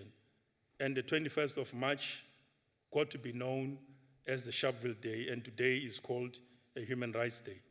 Chairperson, today, as we debate this matter, progress has been made in restoring the dignity of the deceased comrades who were killed by that apartheid government. Burials have been conducted and work continues in this area. But most sadly is the fact that there are those whose bodies will probably never be found because they've been either been fed to crocodiles, blown or thrown into the rivers, painfully meaning that they shall never be recovered. May their souls, as we discussed today, human rights in relation to water under these difficult conditions of drought, rest in peace. And whatever happened to them, they should know wherever they are that the struggle continues for the eradication of the vestiges of colonialism and apartheid, and the People's Government of the African National Congress is at the center of the revolution. We are pushing back the frontiers of underdevelopment, basic services being provided, including water, under difficult conditions. Honorable Chairperson, in the history of every country, the society has to face the imponderable and at times tragic alternatives. And these fellow South Africans perished fighting for a just war, demanding the restoration of basic human rights. This debate, therefore, should be, and I think it is dedicated to the freedom fighters of our revolution, whose blood and sweat ushered in a democratic dispensation that concretized the rights of the people by enshrining them in the country's constitution. We salute, at this point in time, Comrade Chris Hani, Hector Peterson, Solomon Mahlangu, Griffith Mkenge, Steve Biko, Nenguza, Dalsy September, Ruth First, Moroga 3, Saluji Suleiman, Bram Fisher, and many more, who remain unsung, unknown, and unburied. May their souls rest in peace as we advance this struggle. Chairperson, monopoly capital supported by colonialism and apartheid government had created a fraction of class in society to emerge through capitalist efforts in relation to the productive capacity of our economy. They took our land to themselves. Today, we're debating here the serious matter of water provision under difficult conditions. Our people are subjected to small pieces of land and hence the difficulties to cope with this scourge of drought as we are grappling with it. That determined its central occupation in the socio-economic life of the nation and relegated the overwhelming majority in this country to unproductive forms of societal activities. And that aggravated their social conditions, hence the triple challenges faced by society today of inequalities, poverty, and as well as unemployment. Honorable Chairperson, as we debate this matter today, we should continue to mobilize them into activities of social purpose and ensure material transformation of the economic conditions of production to temper with the foundations of the immense superstructure in the interest of the working class and the poor. We should guide them as we advance the more radical second phase of our transition and create conditions to bring improvements of substance to their lives. Therefore, the economic power relations in this country cannot remain as is, as it should reflect, indeed, the demographic character of the South African society. Honorable Chairperson, it is important for us to do so because social conscience of society is determined and sharpened by their social well-being, strengthened by economic opportunities and prosperity, as it is the real foundation which determine the material living conditions of the people. Honorable Chairperson, the people have a right to shelter, they have a right to water, right to work, right to land, and freedom from hunger. Real distribution of wealth and ownership has not yet happened convincingly, and therefore, not all the rights are enjoyed as we are discussing today.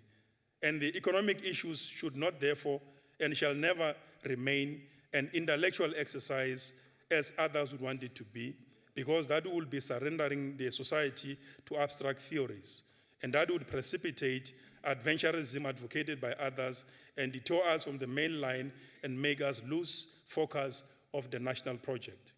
Honorable Chairperson, national liberation brought about the historical personality of us as a people and freed the process of comprehensive development of the national productive forces and ensured the inalienable rights of the South African people, and equally demand of those forces profound mutation that will make them compatible with progress.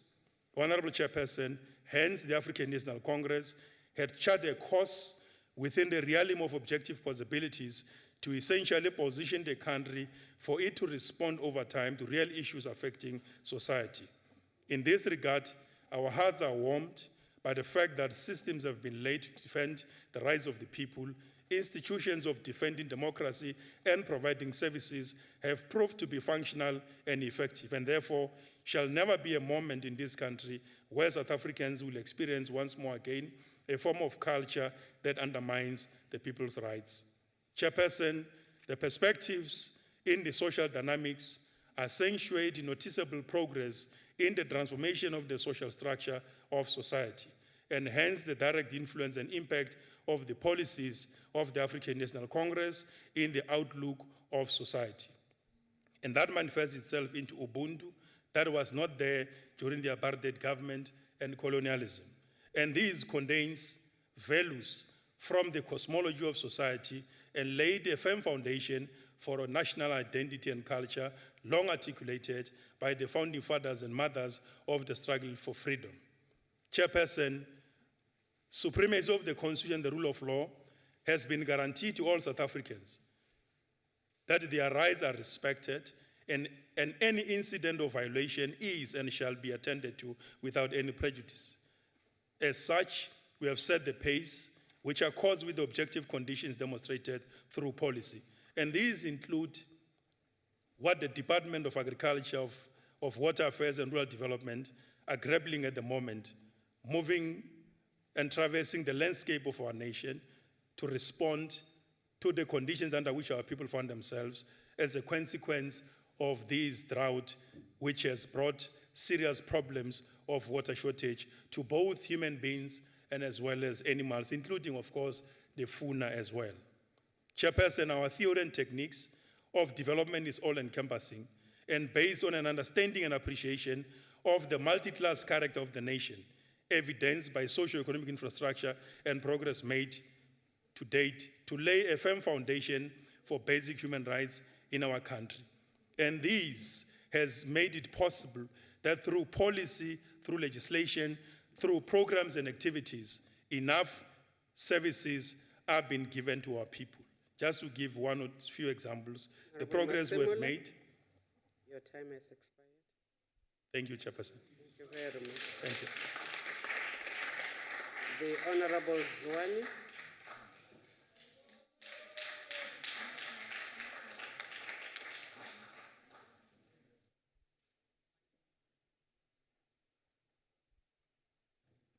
Thank you, Honorable Chairperson, honorable members, our guests at the gallery. Chairperson, maybe before I begin with my debate, let me just respond to Umtane Nkosi. Unfortunately, usehambile. He refers to a very important issue as we approach the Easter weekend. He refers to Peter, the story of Peter and Jesus. I'm not going to get deep into the story, but what I want to refer to is the fact that Inkosi Yamakhosi, the Lord, and my Lord Jesus Christ, did not pay attention to what Peter had done. In fact, he forgot about it completely. And he said, "You are Peter, and on you I will build my church." That is what leaders do. Running a country is not about hallucinating. Running a country is not about political bankruptcy that other people are showing. Running a country is not verbal diarrhea, where people stand up and say anything that they want to say. Running a country is about planning. Running the country is about the delivery of services. Running the country is about improving the quality of life of a people, which the ANC is doing. The mandate of the ANC-led government of the Republic of South Africa, through the Department of Water and Sanitation, is to ensure that the country's water resources are protected, managed efficiently, used effectively, developed, conserved, and controlled through regulating and supporting the delivery of effective water supply and sanitation. This is done in accordance with the requirements of water, related policies and legislation, treaties and conventions to which South Africa subscribe.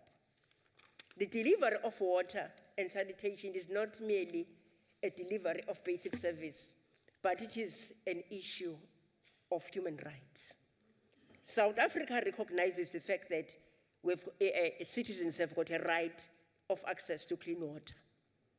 Citizens have got a right to sufficient food, and citizens have got a right to participate actively in the transformation of the economy, in which water plays a vital role. Major industrial productions and output requires water. Literally anything that gets processed by big industry at some stage or another will require the use of water. Agricultural activities, from the times of soil preparations to planting, to harvesting, to value adding, requires the use of water. South Africa, in the process of dealing with water issues, is not in isolation. It is a prominent player in the global village. To that extent, South Africa subscribes or is a signatory to very important protocols in relation to water. It is a signatory in the revised protocol on shared water courses in the SADC region. South Africa shares 4 major river systems with 6 neighboring countries. It shares the Orange River with Botswana, Namibia, Lesotho. Limpopo system is shared between South Africa, Zimbabwe, and Mozambique. Nkomati system is shared between South Africa, Swaziland, and Mozambique, and Upongola Maputo system is shared with Mozambique and Swaziland, because South Africa recognizes the importance of interacting and integrating with other African states in the African continent. It is also having bilaterals with other countries within the continent and also outside of the continent. The United Nations Sustainable Development Goals state that, the one that refers to water issues, it states that by 2030, there should be universal access to safe and affordable drinking water and sanitation. And as we speak, we are proud of the fact that the ANC-led government of South Africa has reached 90% access of water by households. That is what is meant by improving the lives of the people, not verbal diarrhea that you hear people talking about. We applaud the initiative. We applaud the initiative of the ANC-led government nationally with regards to projects that are rolled out in some of the provinces. Just to support my statement, I want to refer to the project out in KwaZulu-Natal in Umkhanyakude, the Jozini project. That project is going to service a number of communities that are going to benefit. In fact, some of them have already started benefiting. Amakhosi alapha eMkhanyakude, onkosi uMyeni, onkosi uNyawo, onkosi uGumede, onkosi uTembe, uGumede kaSikakatha, uGumede kaMashabane, onkosi uMathenjwa, onkosi uJobe. Lawo makhosi wonke are going to benefit from the Jozini water scheme. That is the work of the ANC. That area in Umkhanyakude is also declared a drought zone.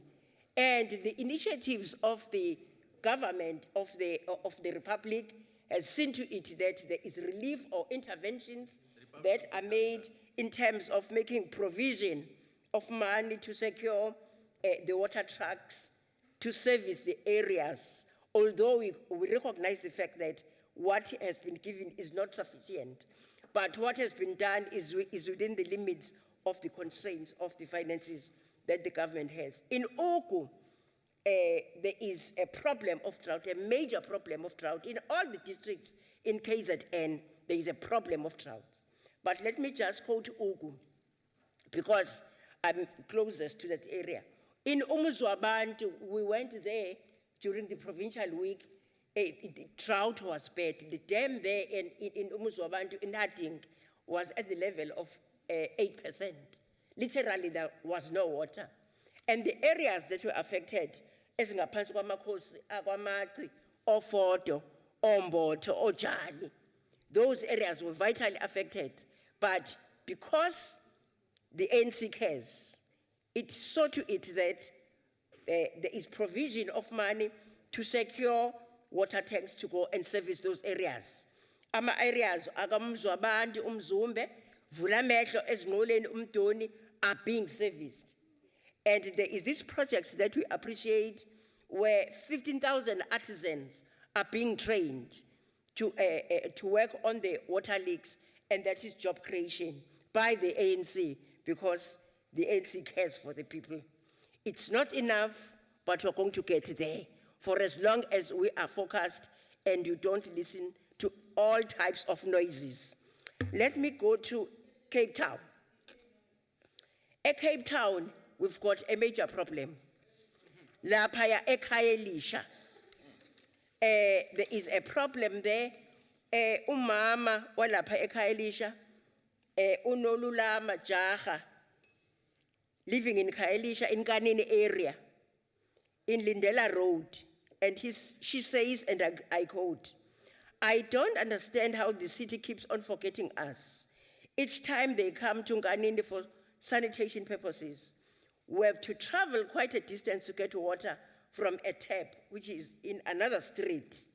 And we've got only one toilet that is used by 20 households in Khayelisha, in Cape Town." The budget to address water and sanitation is in Cape Town. For all these 204 informal settlements in Cape Town is only 22 million, out of a budget of 1.6 billion. Let us not remember people only when we go to vote, to garner for votes. Let us remember people even when we need to deliver services. You cannot tell me that you can allocate only 22 million. It's an insult to 204 informal settlements and reserve the total sum, close to 2 billion, to service the other areas other than these informal settlements. Before we make a lot of noise, let us go out and work. Work, then people will be able to listen to us.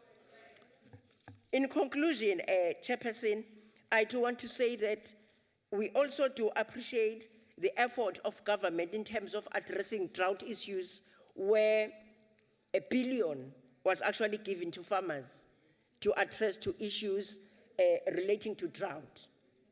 And smallholder farmers were given about 508 million, and those that are indebted as a result of drought were given about 130 million. That is what the ANC is doing in an attempt to address this issue of drought. And there are people who are going to stand here and say the ANC is not doing anything for the people. Thank you very much, Honorable Zwane. Your speaking time is expired. Thank you, Chairperson.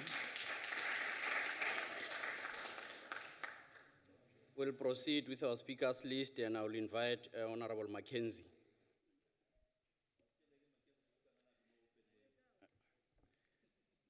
Acting Chairperson, thank you very much. This is my maiden speech in this House, and I'm welcome to represent the Western Cape as one of the best run provinces in the country. So thank you to be here. Let me quickly, the Honorable Member, let me quickly rectify some of the misleading statements that you made today. Yeah? First of all, when you fix water leaks that you've broken, it's not a success story. You've broken it, now you're fixing. There's nothing to celebrate about it. Second of all, in Khayelitsha, the hot councillors, a couple of them are ANC hot councillors, and they get what we call hot allocation. The responsibility of the hot councillor is to spend the money in the community that they represent. So what you should do is go to your ANC elected hot councillor and make noise against that councillor. Acting Chairperson, we know the Constitution is the highest law in this country, and it was adopted in 1996 as an instrument aimed at healing the divisions of the past and establish a society based on democratic values, social justice, and fundamental human rights. Chapter 2 of our Constitution contains the Bill of Rights, which as South African we live by and seek to protect at any cost. The Western Cape, like the rest of South Africa, is in the middle of a drought and is currently a national disaster. The minister earlier on indicated that some areas have declared a national disaster, but he's failed to declare this a national emergency as it should be declared, Minister. And some of the comments that you've made earlier on when you were sitting there to me, it's regarding the banks are going to have an issue with it. It's quite frankly, it's quite a sad comment that you made. Because in fact, if you do declare it a national disaster, which it is, we're likely to access more funding because it's a national disaster. So it's a pity that you made such an unfortunate comment. The actual job losses in the agricultural sector, Minister, currently are the hardest hit in the country. In fact, AgriWest report that most farmers will keep their regular employees, but the most vulnerable seasonal employees of the majority, as you know, are black employees, are most likely to find less work. Now, we don't blame the ANC for the drought, but we blame the ANC for the mismanagement of the drought, of you are the minister for. And that's what we blame. And currently, the poor are going to be the most, they're suffering from some of the bad decisions that you've been making, Minister, since you became the minister. In fact, Minister, let me go to some of the challenges that you're facing, the farmers are facing. And if I remember correctly, Minister, you are a farmer yourself. In fact, you were the minister responsible for paying your farm worker 23 rand a day. You are a disgrace as a minister. In fact, the average salary, Minister, is 2,216 rand a month, which amounts to 111 rand per day. But guess what you do, Honorable Minister? You said, bugger the Constitution, bugger the labor laws of this country. I'm paying them 23 rand a day, and they can live at the back of my check. That's what you did, Minister. That's a disgrace, Honorable Minister. Enzi, may you take your seat? Is that a point of order, Honorable Member? Rise on a point of order, yes, Chair. Chair, the member is making a statement, and I want to believe firmly that is based on media reports. No, and that does not make it that does not make it fact. It is only allegation. And therefore I think it is unacceptable of a member to make allegations and present them as facts based on media reports. Thank you very much. Thank you very honorable members, can you be in order, please? Can you be in order? Allow members to express themselves. We'll look into the matter as raised, honorable member, as you suggest. Honorable member, let me repeat again. The honorable member who's a member of the honorable minister who's a member of the Communist Party. His own party, Honorable Cronin of the other house, came out and asked the honorable minister to stop doing what he's doing and pay his staff members a proper wage. His own party. So it's not hearsay. And before I continue, the Honorable Duma, they said if you don't know how to cut, don't paste. That speech you made is the same one the Honorable Mogani made in the upper house. Deputy Speaker, acting chairperson. Right now, we need to put all efforts to helping farmers. In fact, the Honorable Masemola of Limpopo was the only member who came here and talked sense. In fact, we should speak to the Guptas to give you the minister's job. Right now, the Honorable Masemola has hit the nail on the head. He's the only person here who's tell us what's wrong with the challenges in the country. Coming from Limpopo, which we all know is under administration, and perhaps you should become the premier, the honorable member, and we'll send the SMS to the Guptas as well. Right now, we have to put a lot of efforts into helping our farmers and the workers with emergency assistance to ensure that farmers with a sustainable future are not forced to cave in. For this, we need the national government, Honorable Minister, to realize that this is indeed a national disaster and a national emergency. And the livelihood of thousands of our people, which is the majority of our poor people, Honorable Minister, are currently suffering because of the ministers failing to declare this a national disaster. The current record drought in our country, it shows us how vulnerable the agricultural sector is. Honorable McKenzie, and the industry. May you take your seat? No ways. Is it a point of order, Honorable Member? Thank you, Chairperson. Can the Speaker take a question? Okay, thank you. Honorable McKenzie, are you willing to take a question? No, thank you. I'll take a question from the members who got something Thank decent to you. say. Can proceed. Chairperson, an industry has been able to transform without government subsidies is a good thing. But we need a responsive government, Minister, and not a reactive government. Minister, you've highlighted some plans. We suggest a simple Google, and if you do the honorable thing, Minister, you'll just do simple Google. The same plans that you've talked about 2014 and 2013, or 2015. But you failed to implement those plans, Minister. There's nothing wrong with the plans. Well, there are many wrong with the plans. But you failed to implement it. Stop talking and start implementing. Because the current drought, again, we don't blame the ANC for the drought. We blame you for the failure to deal with the drought. That's the problem, Minister.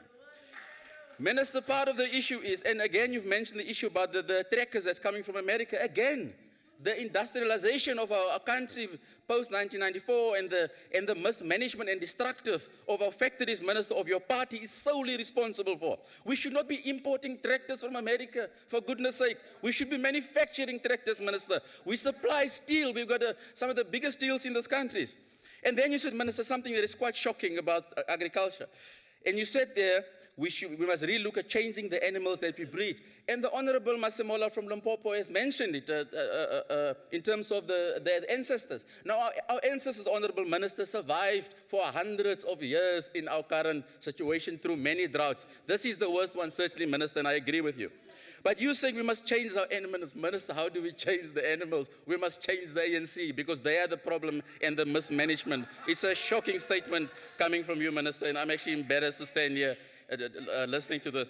And Minister, the problem again is we don't have a problem with money in this country. Minister, we've got billions to deal with the challenges in funding the drought in this country.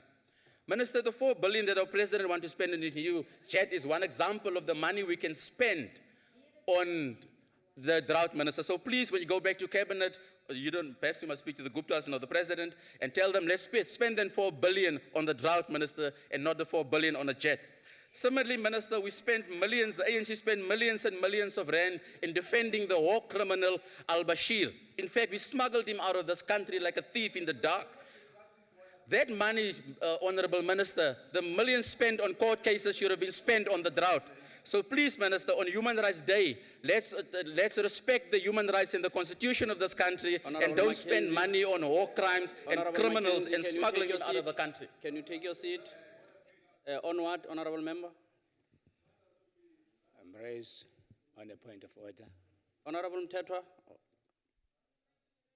The way you talk is like we are fighting. We are fighting who? Oh, okay, that's not a point of order. That's a frivolous point of order to call in our parliament. Let's allow Honorable McKenzie to proceed. That's not a point of order. On a point of order.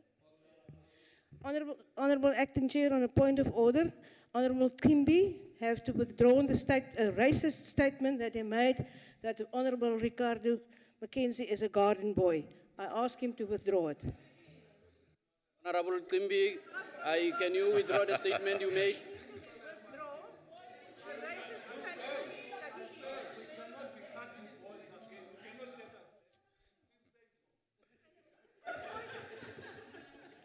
No, thanks, Honorable Member. It wasn't easy really to hear what the Honorable has said, but we'll refer to Hansard and rule accordingly on the statement. Thank you. Now I will rule on the statement that he said is out of order. Honorable members, can we allow the member, please, to continue with the debate? No, I've got more than enough time. Don't worry. In our parliament, we manage our time very effectively. Okay, I note two honorable members standing here. Honorable Julius, on what point? This is Western Cape. This is the Western Cape. This is Cape Town. Thank you, House Chair. Chair, there's always another option. Like we do with the opposition in this House, we ask the member whether you said so or not. The member must now say, I did not or I did, and then you check Hansard and see whether he lied in this House and do what is appropriate. Thank you, honorable member. We already ruled on the matter. Thanks. Okay, can we allow Honorable Mackenzie to proceed? Honorable Mackenzie. Thank you, Chairperson. May I just continue? Chairperson, one of the other things that the minister also talked about with regards to infrastructure. Again, a simple Google search will show that the minister said the same thing in 2014. It's now 2016 and we're dealing with the same issues we dealt with in 2014. When are we implementing some of these plans, ministers? When are we starting to deliver to the poorest of the poor in this country? That is the change, minister. There is just no implementation taking place in your department, minister. Very, very sadly so. Minister, and let me come just for because I see I've got 2 minutes left because I was continuously interrupted. Let me just say that Honourable Minister and the Acting Chairperson, that DA is very concerned. We're very concerned about the drought affecting the people because it put food security at risk. It means our people won't have money on the table, and the 9/12 disastrous decision taken by President Jacob Zuma to fire Minister Nene cost us 169 billion. So that's going to have an impact on food security, member. And that is part of what we're talking about when we tell some of the mismanagement of the ANC when it comes to, because it violates the human rights of the poorest of the poor. And that's the challenge, Minister. Is that a point of order, honorable member? On what? Yes, you can proceed. Yes, I just want to know if the honorable member can take a question. Oh, okay, no. He's not willing to take a question. That's not the point of order. No, that's not the point of that. Thanks, honorable member. Can you proceed, Honorable Mackenzie? Thank you, Chairperson. Can you proceed, Honorable Mackenzie? We are very concerned. And the national government is supposed to be assisting our farmers. But instead, they put red tape in place and prevent them from building dams and alleviating the consequences of the drought. We are concerned with the ANC government mixed signals to farm. The minister again today gave mixed signals and is putting red tape in place. Chairperson, before I finish off, let me just start. There's a speaker coming after me, which is the MEC of the Eastern Cape. And it's very important that we know that obviously the most corrupt, incompetent and mismanaged province in the country. So I'm keen to know what he's going to say with regards to agriculture. Because the reason some of the challenges ourselves and Gauteng are facing is because exactly of the Eastern Cape.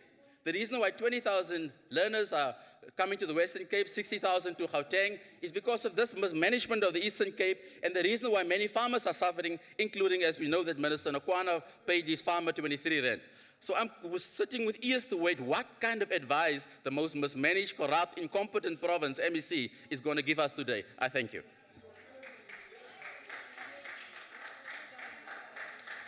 Thank you, honorable member. Honorable members, please don't raise your voices so that we don't drown the speakers. May we invite Honorable MEC Koboshiani to address the House.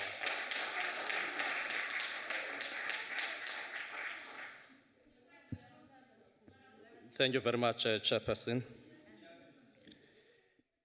The major drought was when this land was brutally and forcefully taken, and the majority squarely cramped into the untold misery and slavery. We were thirsty with our perennial rivers flowing because of the color of our skin. It is when criminals who denied us land, who denied us water, who denied us life, are still more happy to see democracy further their same privileges without a remorse. I listened here some criminals who loot and scavenge the resources of Limpopo to the ruins and plunder without conscience.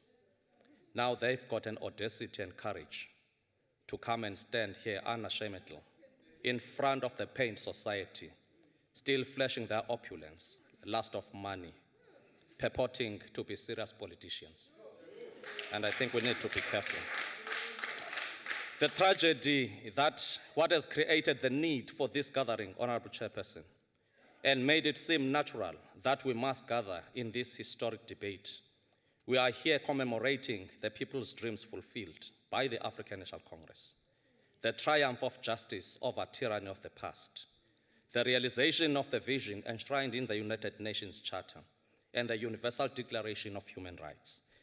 The United Nations first discussed the South African question in 1946. It was discussing the issue of racism. The African National Congress and democratic forces were determined to fight this system side by side with United Nations. And I want to quote the determination of all humanity, never again to permit racist theory and practice to drag on the world into deadly clutches of war and genocide, close quote. Honorable Chairperson, racist tyranny established itself in our country. Human rights culture never existed before 1994. We had a state which refused to treat this matter as a quaint historical aberration. And this tyranny has claimed its own conclave of victims. It has established its own brutal wealth by the number of children it has killed and orphans. The widows it can claim as its unique creation. Sanxanwa safa mhlali ngaphambili. Sahlakatheliswa athathwa amahlathi zemke inhlanzi. Amatye anempucuko neentaba zeliliswe. Sanyolwa sanyothula ubuthina. Ngabagwebi abanolunya nonyamnyeko. Abantu bakuthi babukela inkomo zabo zithathwa ngabagcinezeli.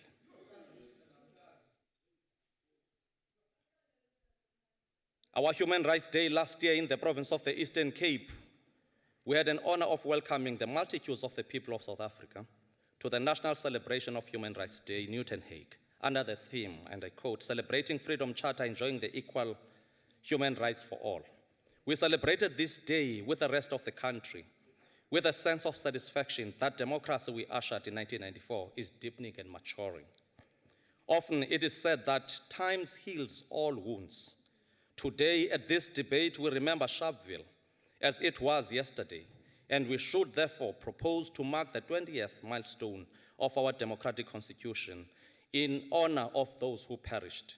We also remember the massacre of Newton Hague on the 21st of March, 1985, and many more which littered the landscape of our beautiful land. We are proud too, Honorable Chairperson, that although they perished, their blood continued to nourish the tree of freedom. And we address this gathering today. A South African delegation, those who survived, is in New York, participating in the 60th session of the Commission of the Status of Women, representing a free South Africa. Perhaps the question begs to be asked regarding the meaning of these events in the context of what we have to do from now onwards. Amongst the critical questions we must ask ourselves is what responsibilities imposed by experiences of Sharpeville and Langa on us, the generation that survived apartheid oppression. If, as they say, memory is a struggle of the mind against forgetting, how then do we ensure that we shall never forget? It is therefore befitting to come and debate human rights, working together to ensure resilience to drought and achieving sustainable access to water.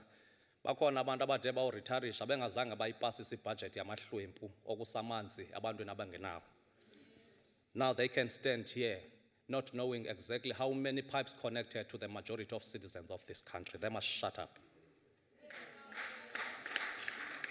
As government, we have sought to answer these questions by outlining the program of action 2016-2017, which further advances the achievement and the goals of Freedom Charter, as well as the creation of people-centered society. Some are shocked, Honorable Chairperson. Honorable MEC, may I request you just to take your seat? Honorable Julius, you are on your feet. Yes, Chair, I want to know whether it's parliamentary for the member to say we as opposition must shut up. And also, honorable members, the question is directed to the chair. So him is very No, don't point in that way to an honorable member. Can you take your seat? And let's allow, it's a point of debate, let's allow honorable MEC to proceed.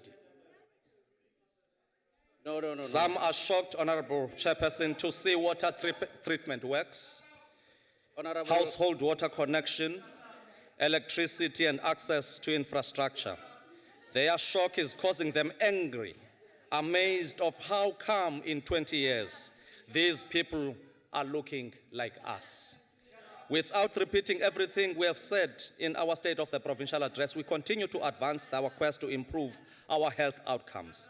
We are providing and improving more health infrastructure throughout the province, and yet another state-of-art Cecilia Makiwane building was added to the original site. We are training more healthcare professionals who, through the advances made in that facility, will be able to use ICT-based solution to soften waiting times in hospital queues. Agri-parks are the way to go, and this year, under the Operation Pakisa, Honorable Chair, our ITZ have commenced with the development of Agriculture Development Zone. And I can report back MEC, here. can we just hold on a second? Honorable members, the remark was not directed to a specific member in the House. The honorable member made a general remark. It wasn't directed to a specific member in the House. I want to warn the honorable members that are persistently continue with this shut up, that I will rule against them. So let's allow the debate to flow. Let's allow the honorable MEC to proceed with the debate, because we have said the matter was in general. No, he made a general point that was not directed to a member. Can we proceed, honorable MEC? Okay, before that.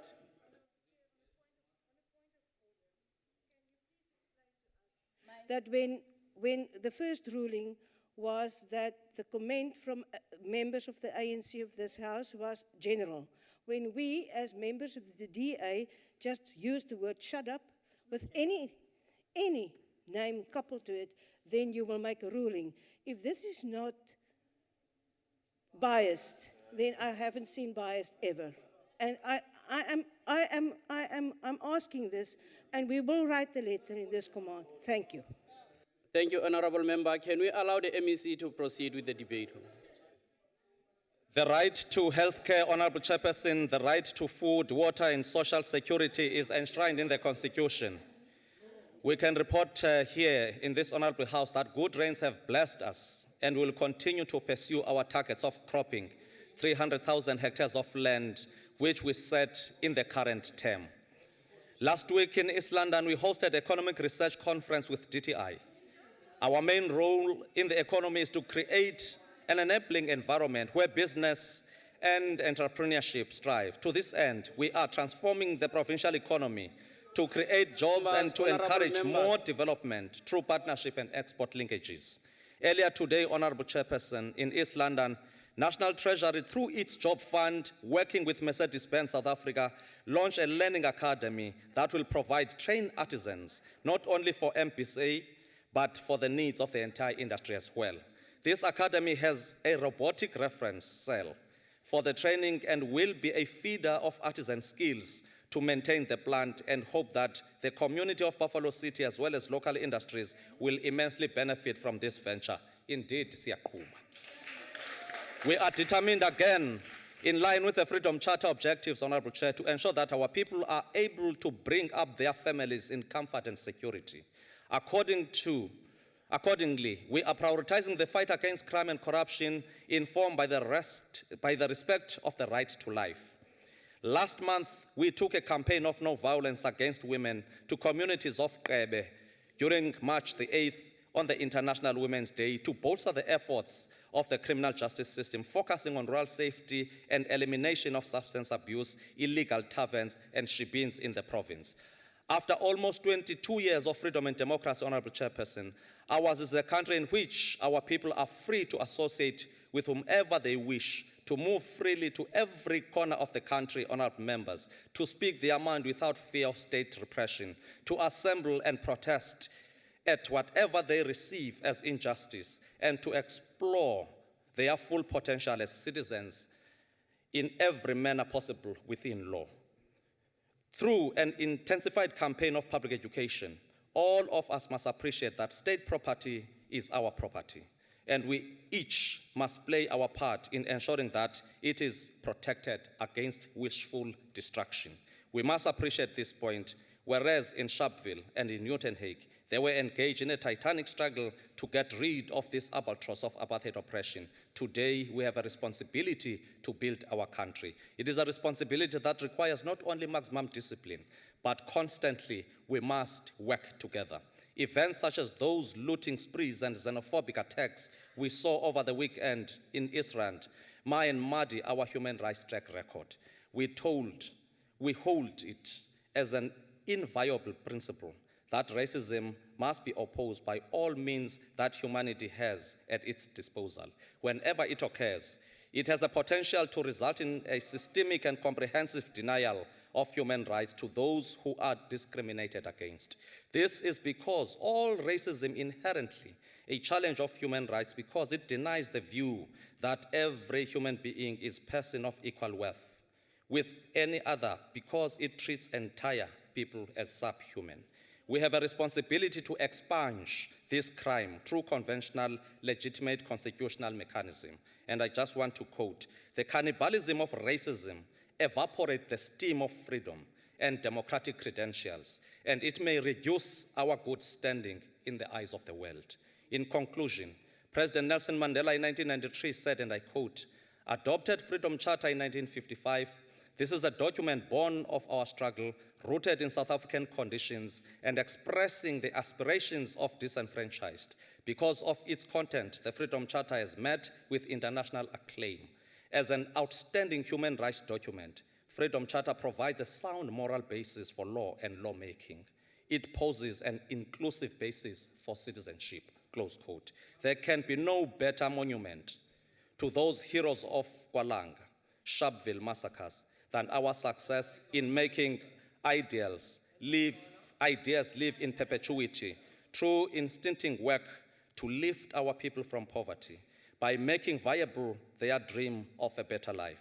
We must therefore strengthen our efforts of ensuring that our human rights to dignity in our Constitution find expression in many jobs we create and in many opportunities for training and availing young people for such as those of Zanolwazi Senior Secondary School in Dispatch, where the Premier of the province, working in partnership with state-owned enterprises such as SABC, Telkom, and Standard Bank, had handed over the ICT lab and laboratory to ensure that ours become truly knowledge-based economy. Asinobe sihlupha ke mhlali ngaphambili ngamagxwemu amehlo. Thank you very much, Honorable MEC. Thank you very much.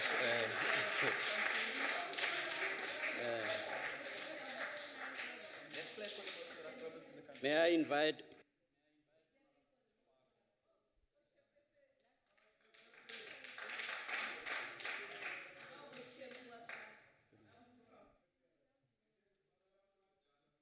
Budla Stilo wa sebaka.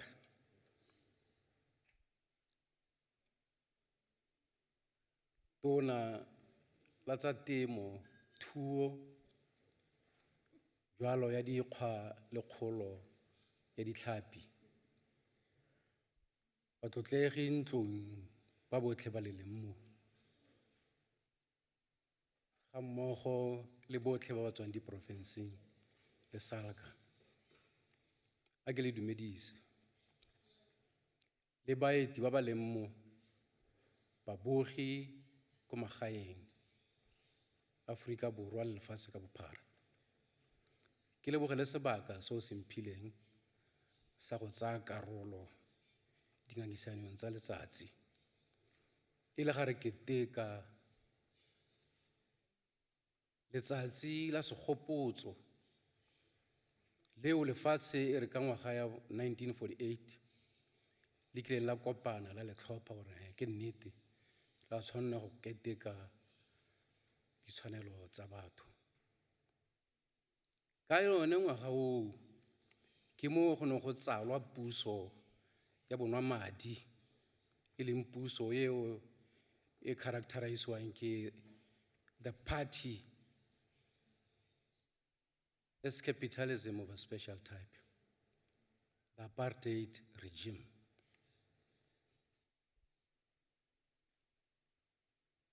Afrika Borwa yone ga e re di 21 tsa March 1960 e gopola megaka eo ne e kgaratlha e kileng ya ikita dihuba ya reno ga e le dipasa tsone e ra go tshwanela ke gore re di buse kapa gongwe re di tshube ebile a kgaratlhela go tshwarwa makgwakgwa le kgatelelo ke puso ena ya sebata mme ke re ke gopotse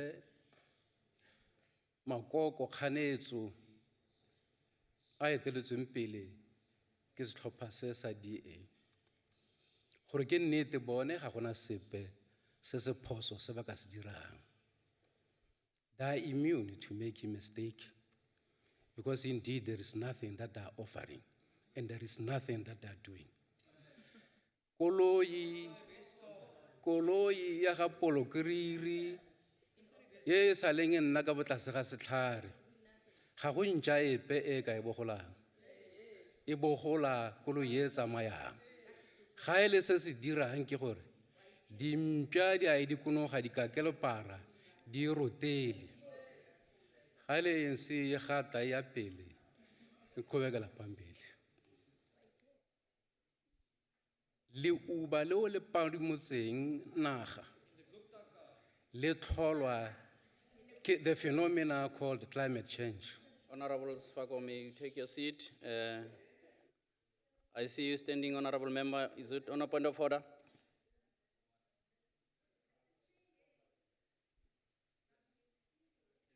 Oh, there it is. Mr. Chair, thank you. Point of order. For falsehoods being said in this chamber, that the honourable member must withdraw to say that the DA has got nothing to show. We've got 27 municipalities where we have proven where we govern better than the ANC. Take your seat, Honourable Member. 10, can I just finish? Mr. Chair, can I finish? Thank you, Honourable Member. Can you take your seat? It's a point of debate, rather. It's not a point of order. Can we allow the Honourable Member to proceed with the debate? Honourable Sfako. Honourable Sfako. Can you take your seat, Honourable Member? Can you take your seat, Honourable Member? Allow the Speaker to proceed. No, what you just said is not a point of order, it's a point of debate. Let's allow the member to proceed. Is that he's not telling the truth. The top 10 municipalities, the top 9 municipalities are DA municipalities. Honourable Member, can you take your seat?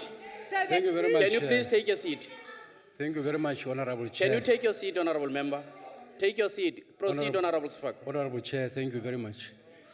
The phenomena characterized as climate change has brought all the members of the international community together, Honourable Sfako. irrespective of... Yes, Honourable Member, on what? Thank you.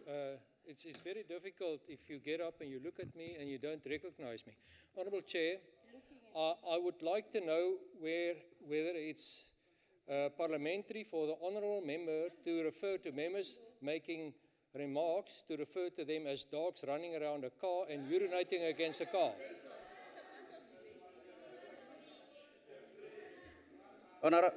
Honourable Member, it could be how it is received through the interpretation. I'm saying if that's the case, I will refer to the head table here, they will advise. And then I will come back on the matter. So can we proceed? Can we allow Honourable? Ke re ga e le koloi e tsamayang e bogolwa ke dimpša e ntseng fela e le sekgorokgoro sa kgang ao ga gona mpša e ka itshwenyang ya bogolo di a e dikonoga di kakelepara mme di kgotlhele ka meroto Honourable Member, I have advised you that you take your seat. I will refer to the head table to advise. And indeed, the head table provide an advice. Many of our African languages are rich in metaphor. Many of our African languages are rich in metaphor. And the interpretation may not exactly say that, what is the meaning. So can we allow the member to proceed with the debate, and I will look into any other matter that may cause dissatisfaction. We'll refer. Thanks. Ke gopotse le batlotlegi Can we allow, honorable member, can you now take a seat if it is on the same matter? Because I have ruled on the matter now. May I then just ask a question for clarity? No, from no, no, you? no, no. Can you? So it's all right if the member go around and urinate on other members here?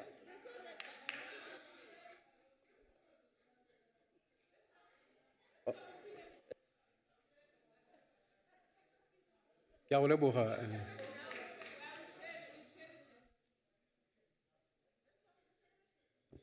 Can,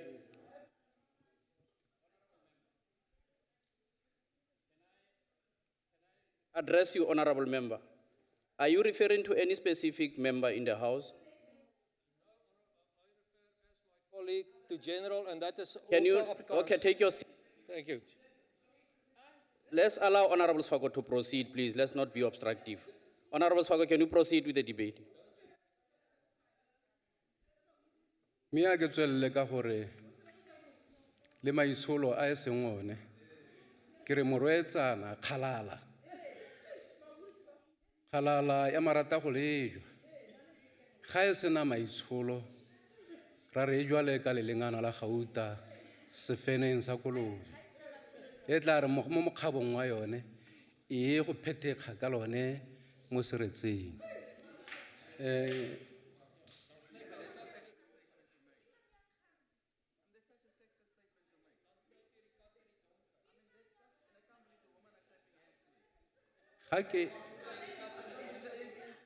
Honorable Sfago, can you take your seat? Yes, honorable member, on what? Mr. Chair, point of order. The honourable member needs to withdraw. That's a sexist remark, and as a woman, I object to that in the strongest terms. He needs to withdraw that. Otherwise, it must be referred to the Human Rights Commission. Thank you, honorable member. We'll refer to Hansa to make a proper ruling on this matter. No, Mr. Chair, you heard context exactly is what he important. said. Then I want this referred to the Rules and Order, and I want it referred to the Human Rights Commission, please. I will refer to Hansa. I'll look into the matter, honorable member. Thanks. Honorable member, let's allow the honorable member to proceed with the debate. Honorable Sfago. Ke a leboga. Ga go na le puso e kileng ya tokofatsa matshelo a batho ke puso eo e eteletsweng pele ke ANC. Re bona metsi mo malobeng mo dipusong tsa maloba no go tsamaya sekgala o rwele kgamelo tlhogong wa go agella molapong mo go tletseng dikuduntwane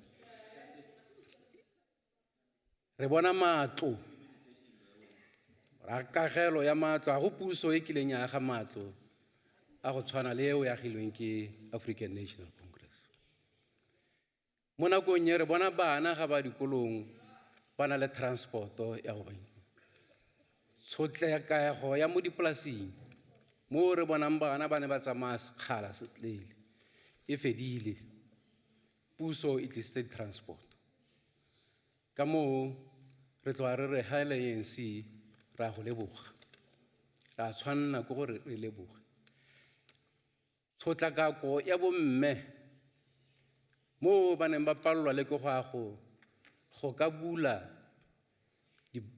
account ko dibankeng ke puso ya ANC e kgonneng gore e le gololole mo bokgwebeng go se takang le bone bomme ba ba sweu tota e ne e le puso e ne e le gore e tloga tota fela e eteletswe pele ke setlhophana sa banna ba ba sweu le lokologile ka baka la kgaratlho yeo megaka e bileng ya tsholola madi be ba tsholegelela madi gore ba lotlhe le gololosege ra re ga le ja maungo a kgololosego e ra kopa a ke tlheng ra jeng mme re se ka ra ragwa ke kgora re tloga re gopola gore matshelo a megaka a ile megaka e tshwana le bo Keresane re re bao ba nnile le tokelo mo lefung la gagwe ba tshwanela ke gore ba bolle ko dikgologelong ke a go leboga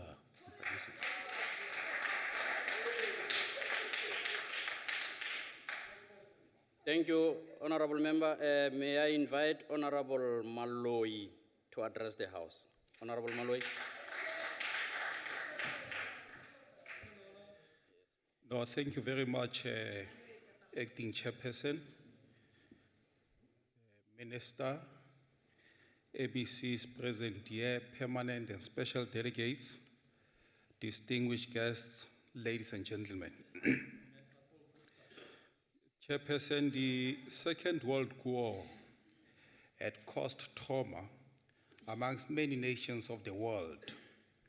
And as a consequence, in 1948, the United Nations General Assembly adopted the Universal Declaration of Human Rights. But it was felt that this is not enough. And it is against that background that on the 10th of December, this declaration was adopted by all nations of the world. And in addition to the declaration, there were other human rights instruments, such as Covenants on Civil, Political, Economic, Social, and Cultural Rights. Honorable members, because all of us, we are South Africans, we will recall that on the 21st of March, 1960, communities across the country embarked on protest action against the past laws, and in Sharpeville, 69 protesters were massacred by the apartheid regime. This, of course, was a serious human rights violation. The country and the world were shocked. And as a consequence, the ANC-led government declared the 21st of March as a Human Rights Day to commemorate and honor those who fought for our freedom, which we all enjoy today. Our Bill of Rights emphasizes the following: equality, human rights dignity, freedom of movement, language, culture, and the right to life. Honorable members, there are many achievements for human rights since the attainment of our democracy. We have enacted human rights laws and put in place mechanisms such as the Human Rights Commission to monitor and at times to enforce the law. There are few nations today in the world that can boast a record of democracy, fair treatment, and harmonious blending together of people of different racial backgrounds than South Africa. Our record of achievement in integrating into a very harmonious and united people from all racial groups is something of which all of us can immensely be proud, and something to which all of us have made a special contribution. Chairperson, celebration of achievement is essential, but it can't be enough. We must also recognize and acknowledge our challenges. This is part of knowing our history as a whole, knowing the full truth and not some selective version of it. Knowing the past is necessary for knowing the present and planning for the future. What business can succeed if past performances are not objectively examined and analyzed, weaknesses identified and addressed, and strength reinforced? If this exercise is not done, the business will soon be stagnant and then go bankrupt. If we do not subject our history to the same critical analysis, we will soon find ourselves intellectually stagnant and morally bankrupt as a nation. There has been persistent human rights violations by some amongst us, based on race, gender, sexual orientation, educational background, etc. Our most significant challenge as a nation seems to have racial basis.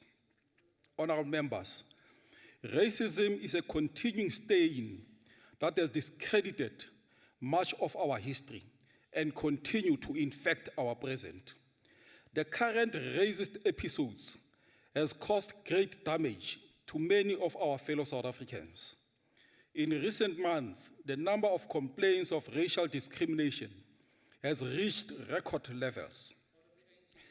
Black people, and Africans in particular, are being abused on social platforms, assaulted on the streets, illegally evicted from white-owned farms, unfairly treated in institutions of learning.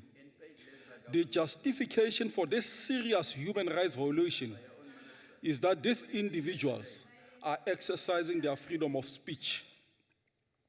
Now, honorable members, debate on matters of public importance is acceptable, provided it is fair, truthful, sensitive, and tolerant.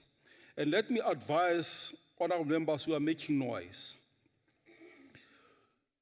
Those of you who tried to justify their racist behavior, let me tell you, debate requires logic. It requires facts and rational argument. But what we have experienced is not a debate, but pure racism from yourselves. Honorable Chair, observing anniversaries, celebrating achievements, and acknowledging our challenges will be meaningless unless accompanied by a commitment to the future. We all have a responsibility to change the present and together create a just and peaceful future for our country. We must all ensure that our human rights are fully respected, protected, and promoted. We must all enjoy freedom of movement, equality, human dignity, cultural and linguistic rights, and a right to life as enshrined in our Constitution. Chairperson, let me conclude by quoting Lily Tomlin. The road to success is always under construction. Thank you very much.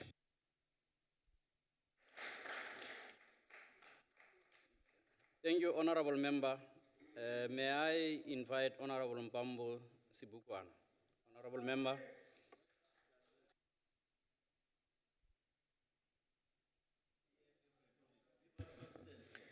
Thank you, Honorable Chairperson. Honorable Chairperson, I just want to put it straight that the ANC is the last party to talk about human rights. You are the last party to talk about human rights. Today you're debating human rights. And you cannot ignore the fact that South African government, led by the Guptas, aided President al-Bashir to sneak out and escape this country when he was ruled by the court for the worst grave atrocities, and the Gupta government sneak him out. That is pathetic. For you, Honorable Lamini and Honorable Maloi, human rights is a complete contrary to what you've just said. You don't know. Change must start with you and not with the other person. When you're pointing there, the finger is pointing at you. Honorable Mbam, you should address members through the chair. Thank you. Okay, proceed, Honorable. Yes. I just want to put records straight that you must read to leave the pool of pandemonium. Read the SOA 10 dated 28th January 2016, Honorable Zwana and Honorable Zokwane, where you will read that the farm workers are well paid in the Western Cape other than in all other provinces. Honorable Chairperson, South Africans have a constitutional right to environment that is not harmful to their health or well-being, and which supports actually justifiable development in addition to their right to access to basic water and sanitation. At the current state of drought, the government is not providing all South African access or assistance to the right of water. About 14.1 million of South Africans are currently predisposed to hunger and malnutrition, with the dams level dropping from 87% in 2015 to 57% in 2016. The current drought we are facing is in stage 4 drought phase, which occurs when the demand for an economic good exceeds supply as a result of weather-related shortfall in water supply. Honorable Zokwana, agriculture is feeling the full effects of drought. Already a total debt of 117 billion in November 2015. 3 plantations and sugar fields are dying along the animals due to malnutrition and thirst. The loss of land and livestock with receiving no assistance or advice on how to deal with the drought. Minister need to put infrastructure. I think you should, I'm sure your one has started, you started maybe with the permission of the Guptas. The maize production is decreasing. Less than 30% of the maize had been planted and planting season had passed. Maize is a staple diet to the poor South Africans and main source of energy for animals, feeds. The smaller harvest will lead to higher prices, and the need to import maize into a country will also increase 10% more.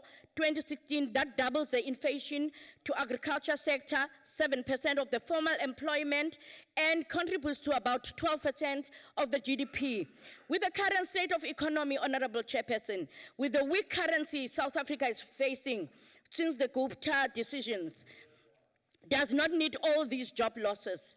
Basic education is hit. Children cannot focus in the classroom in quintal school. Sure, the government needs to provide food, and food can only be cooked through water. On my visit to the Eastern Cape, where in desperation of water, the communities traveled to boreholes in Ikwes Lokusa, Eledifre. No bulk water is being supplied, yet the minister of Nomvula Nkonyane had promised bulk waters, and that were not in crisis. Shame on her. Overall, the minister, Pravin Gordhan, told us that the drought is an absolute priority. I quote, as a cabinet, we are very serious about this matter. While here in November 2015, when an oral question was posed to the president about the drought, he laughed the matter off as a response. This is not a laughing stock, and it must be taken seriously. And I'm sure the pool in Nkandla is full of water. They are not desperate. Thus, in addition to my colleague, Honorable Bayer's call to this vital debate in the council today, which highlights the imminent food security threat to South Africa, the DA calls on the Gupta government to, in accordance with the National Disaster Management, call for the declaration of a national disaster. It is said that the ANC yambethe imfele zenguka. Honorable member, oh, it is said. Honorable member, can you take a seat? There's a question. Yeah, there's Chief Whip. Okay. Honorable Chief Whip. Thank you, Chairperson. We must not mislead the people of the country. There's no Gupta government in this country. There is no Thank you. such. Thank you, Honorable Chief Whip. Can we proceed, Honorable Bambo? Can I say Yes, it moved you well? can proceed. I noticed it That's moved. the role of the chair. You can proceed. Honorable Chairperson, Honorable Chairperson, the Premier in the Northern Cape spent water to cook for people who were in distress with drought, and she bought KFC for food relief to replace the water. I want to tell the ANC pathetic government that you sort your own house before you come to tell the people about the water. If I could just remind the ANC chairperson that dehydration is a direct effect from drought, and the gastrointestinal disease are caused by the shortage of water to disease and the immune system. And the most vulnerable people who are HIV positive are suffering this so much. There's a question? Oh, Honorable Member, yes. Can I hear you, Honorable Mtetwa? On what point? On what point are you rising, Honorable Mtetwa? Yeah, Chairperson, I want to ask a member whether... Oh, you like to ask a question? Are you willing to take a question, Honorable Member? I will take a question when the dams are full of water. Okay, not willing to take a question. Can you proceed? Can you wrap up your speaking time, Ms. Can you wrap up? Icacile into yokuba ngeli xesha i-ANC also need moral degeneration to be effected together with moral ethics. And I would like to say to the Western Cape representative of the ANC, inyani mayithethwe niyayazi uba nisengxakini. iGupta Thanks very much. Your iyandisatyela, speaking time and I is would like expired. to say, I would like to say, amanzi speaking time. is a basic right, Honorable Cimbi. Miss expired, honorable member. Thank you very much. Thank you, honorable member.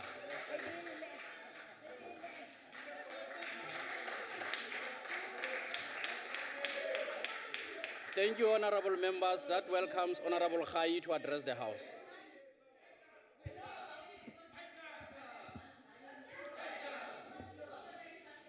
Honorable members, can you be attentive? Honorable Khai address the House. Thank you, Honorable Acting Chairperson. Honorable Acting I'm Chairperson. not willing to take a point Honorable. because Honorable Khai just took the podium now. On what point, sir? Chairperson, I just want clarity, or if the member is a member of the Economic Freedom Fighters. Okay, I just can wanna you? make sure. Okay, thank you very much, Honorable Khai. Honorable Minister, Honorable Chief Whip, Honorable MECs from our provinces, and special delegates, leadership of SALGA,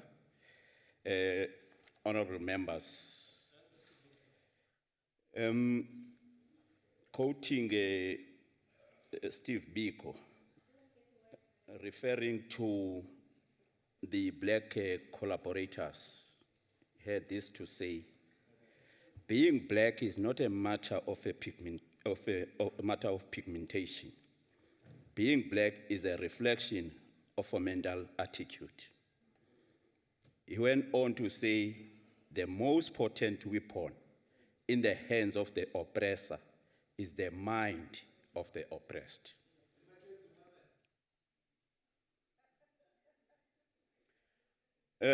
Chair, before I just go to the speech, I just want to deal with some of the issues that have been raised here. People talk about massacres. They forget that in their own houses, they've got people that massacred our people. Currently in the DA, you have a councillor called Sam Pinar, who was a colonel in the apartheid army, who killed our people in what was called Trojan Horse Massacre, which was commemorated, the 30th anniversary of such was commemorated Chair, on a point of in order. November. Al-Bashir killed a lot of people and he's part of your party. Take your seat, Honorable Khai. What was the point? Inkatha Freedom Party, which is not here, also talk about massacres here, Marikana massacre. They forget that they killed students at Ongoye in 1983. They think that we have forgotten about those issues. Now there's this talk about Gupta. Honorable Zimande, Blaine Zimande, when we had the joint sitting. Honorable Khai, can you take your seat? On what point are you rising, Honorable Faba? Chairperson, would you protect me, Chairperson? These members... You are protected. Can you make your point on what? Is it point of order or? Chairperson, I can't hear myself think when these members are not giving me that. You should protect me when I want to make a point of order. Honorable member, Honorable Grimby and Honorable Darblaj. Yeah, Okay. please, Honorable, yes, Honorable. Thank you, Chair. I just want to state it again. One of the speakers is again talking about the apartheid government. Now, I again want to say I don't see Honorable Charles de Beer here. Okay. There's none of us here that was part of the National Party. So is that I just a point want of to order? make that very clear. Take your seat, sir. Thanks. Proceed, Honorable Khai. Thank you, Honorable Chair. You know, Honorable Nzimande, when we had the joint sitting, he was a sweeper for the African National Congress.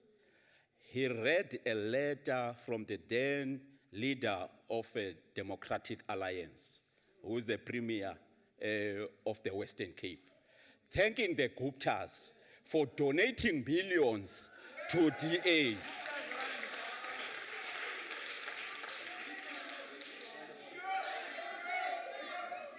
To date, the premier of the Western Cape has not disputed that. Honorable Khai. That letter was signed by her.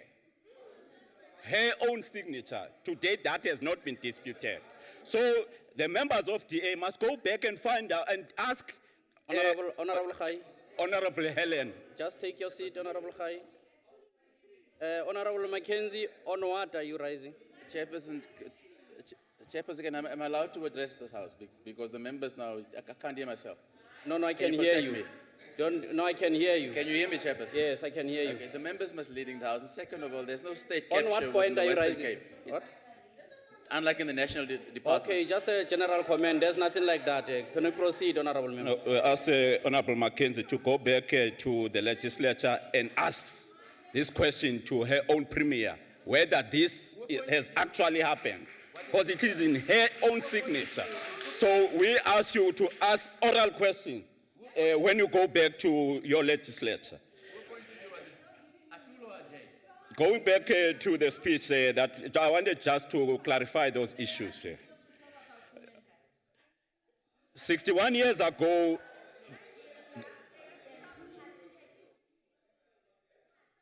61 years ago, the people of South Africa gathered in Let's Cape allow Town the speaker. Let's to allow the adopt speaker the to Freedom be- Charter, Let's not drown the speaker. a document that pronounced that South Africa belongs to all who live in it, black and white, and that no government can justly claim authority unless it is based on the will of all the people. I want to emphasize that, that South Africa belongs to all who live in it, including the Western Cape. Nobody is going to tell us that our children cannot come to the Western Cape. Especially people who were happy when they were called Europeans in South Africa, in Africa. But they've got guts to tell us that our children cannot come and learn in the Western Cape, which is part of South Africa that belongs to all who live in it. It is important to always remind members of the opposition that the African National Congress was at the center of crafting, inspiring, and bringing to operation the Constitution. The Constitution contains all the clauses adopted in the ANC conferences in such documents as ready to govern and constitutional guidelines. Before 1994, South Africa never had a Bill of Rights which guaranteed the fundamental principle of democracy, non-racialism, and non-sexism. The ANC's proposals on the Bill of Rights provide that South Africa will be a multi-party democracy enjoying fundamental rights that are universally recognized in a range of international treaties and documents. The ANC went on to say that the Bill of Rights will be a victory for all people of South Africa, in that after decades of struggle and sacrifice, they will have guarantees that will ensure the elimination of oppression, discrimination, inequality, and division. The Constitution shall prohibit racial, gender, and all other forms of discrimination, and shall promote racial and gender equality and national unity. Honorable Acting Chairperson, the basic objective of the ANC policy are fourfold. One, to strive for achievement of the right of all South Africans as a whole to political and economic self-determination in a united South Africa. To overcome the legacy of inequality and injustice created by colonialism and apartheid in a swift, progressive, and principled way. To develop a sustainable economy and state infrastructure that will progressively improve the quality of life of all South Africans, and to encourage the flourishing of the feeling that South Africa belongs to all who live in it, to promote a common loyalty and pride in the country, and to create a universal sense of freedom and security within its borders. Honorable Chairperson, on the 21st of March, 2016, we'll be observing the Human Rights Day commemorating the 1960 Sharpeville massacre. This was an incident when unarmed people were protesting against the carrying of humiliating and discriminatory passport, also referred to as Dom Pass. This day is now also observed by the United Nations. Chair, I'm being drowned. Can you please protect me? Honorable members, please allow These members that we member. fought for this liberation Honorable Khai. to liberate. Honorable Khai, when I speak, you also must observe, you must listen to the chair. Honorable members, let's grant an opportunity for the honorable member to express himself in the true nature of this house. Voices must be heard of honorable members debating. Can you proceed, Honorable Khai? No, I'm not taking any point. Can you take your seat? Proceed, Honorable Khai. Proceed, Honorable Khai. This day is now also observed by the United Nations and has been declared International Day for the Elimination of Racial Discrimination. It is for this reason that the ANC urges all South Africans to commemorate this Human Rights Day actively by attending many events around the country and not just watching TV or go shopping. This freedom was not free. Today we can confirm without any hesitation that the ANC changed the lives of every South African.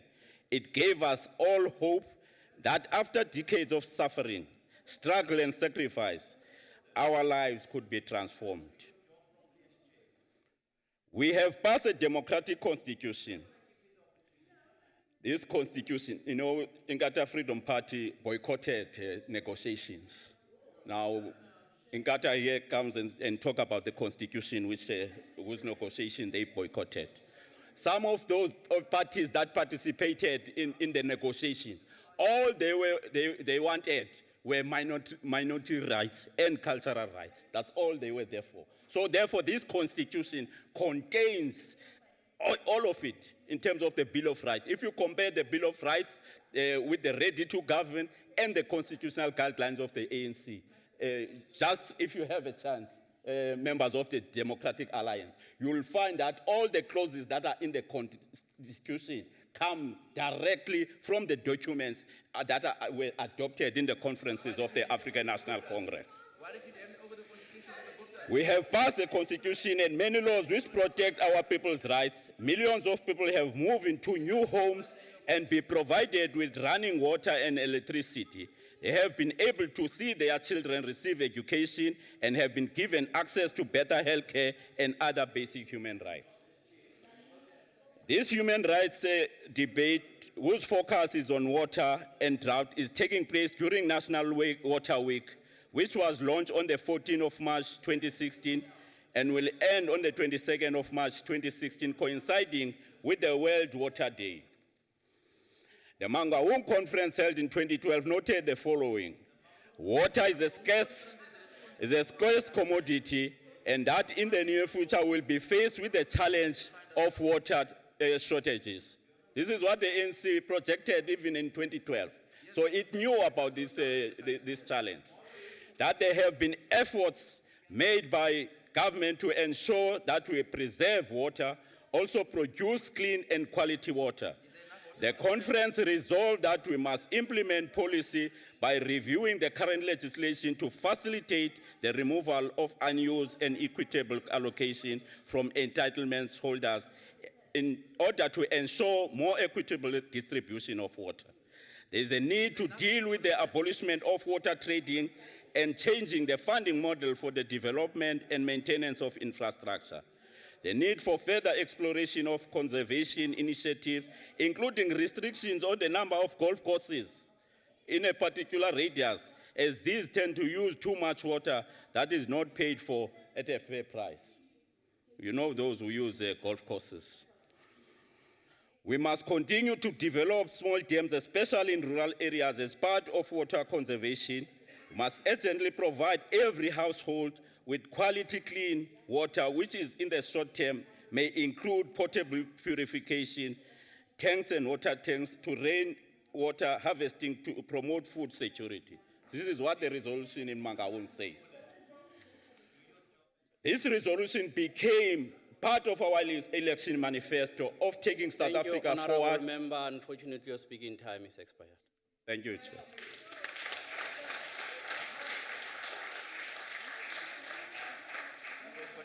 Can I invite the Honorable Minister to conclude the debate?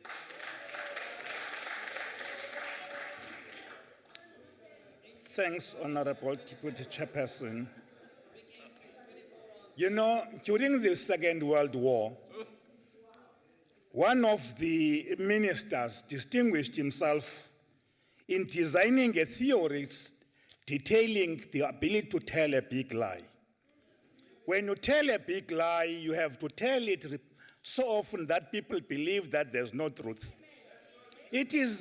But I can assure you this, that the burden of defending apartheid and its filth can only be done by the unwise and the frivolous nincompoop who forget their background and believe that the world begins at the point of coming to power. They can be proud to shield it because the people of Tidorans will tell the story that they are paid with liquor in the Western Cape. I invite you, Mr. Mackenzie, go there with me. You will see with your eyes. People who tell lies will say that I'm a farmer. Let me today tell that I own no farm. Honorable Minister, can you take your seat? Honorable Minister, can you take your seat? On what point are you rising, Honorable Terblash? On what point? Honorable members, allow honorable members to raise a point. Yes, honorable member. Chairperson, thank you. May I just allow the honorable minister that the DA was never the apartheid government, and just lastly... Okay, you are making a statement, honorable member. It's not a point of order. So let's allow the member to proceed. Thank you. Proceed, Minister. Thanks, sir. I repeat to say that when people who have been trained to tell lies, they will start to Google when the truth is before them. And I repeat to say that I invite the Democratic Alliance members to travel with me to Tidorans.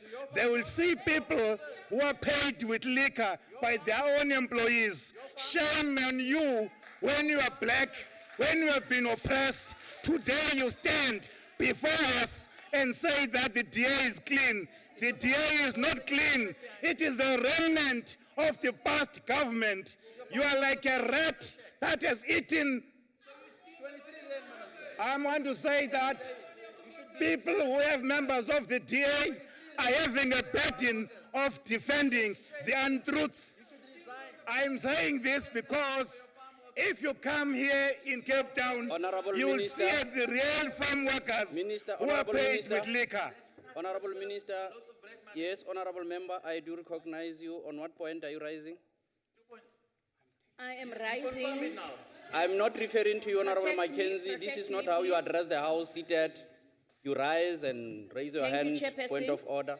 Honorable Bambo, Honorable Mackenzie, please take your seat. Take your seat, Honorable Mackenzie. Yes, honorable member.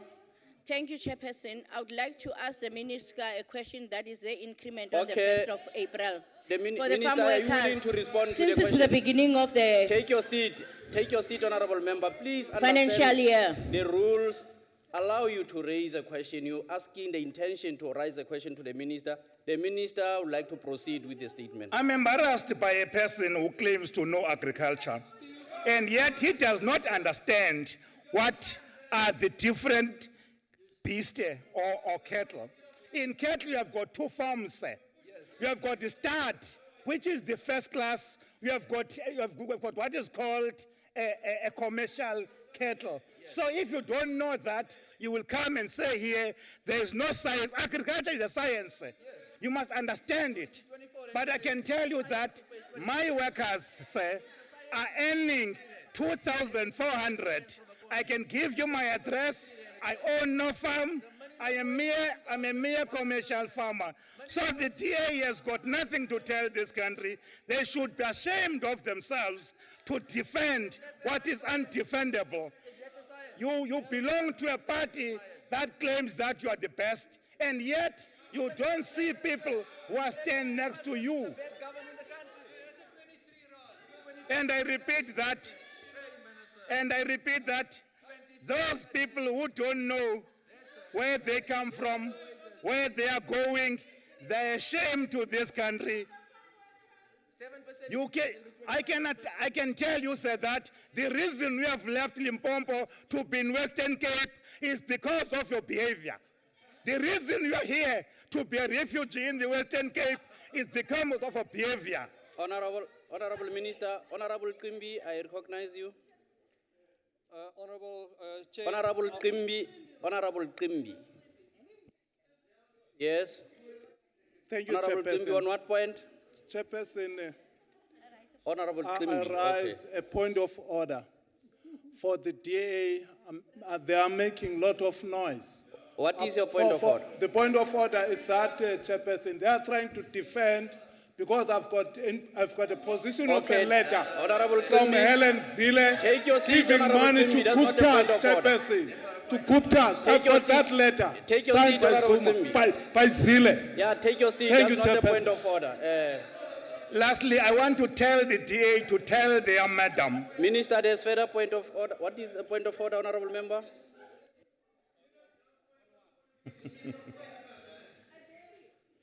Honourable Chair, I have to rise on a point of order.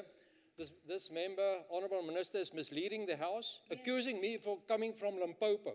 I've never Okay. been... Okay, no. Allow the minister to please do I the withdraw debate. you are from Northwest, not Proceed, Limpopo. Minister.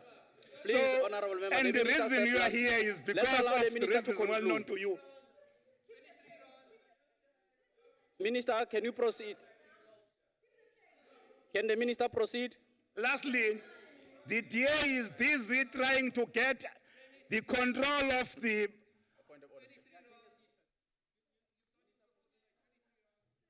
Honorable Minister.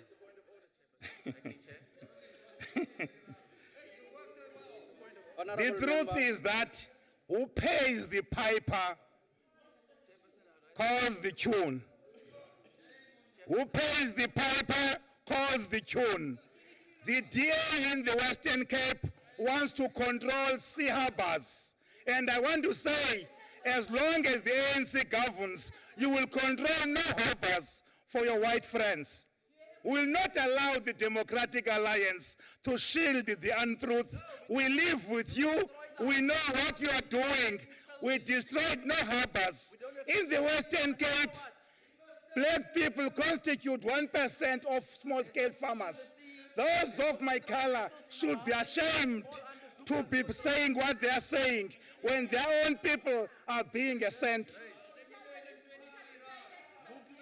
I would like to say that in closing, this debate was so good, but those who try to tell the lie don't even believe it themselves because they know that they are lying.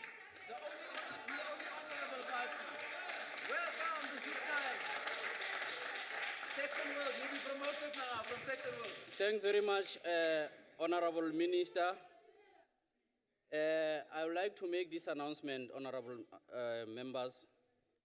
Honorable members are requested to remain behind for a briefing on the follow-up visit to Ozore. And I also want to thank the minister, appreciate the minister, the MEC, Minister Zokwane, MEC Koboshiane, and all special and permanent delegates for valuable contributions to these very important debates on human rights. Also, wish all members well during the Easter holidays. That concludes the business of the day. Honorable members, you are requested to remain standing until the procession has left the house, and the house is adjourned.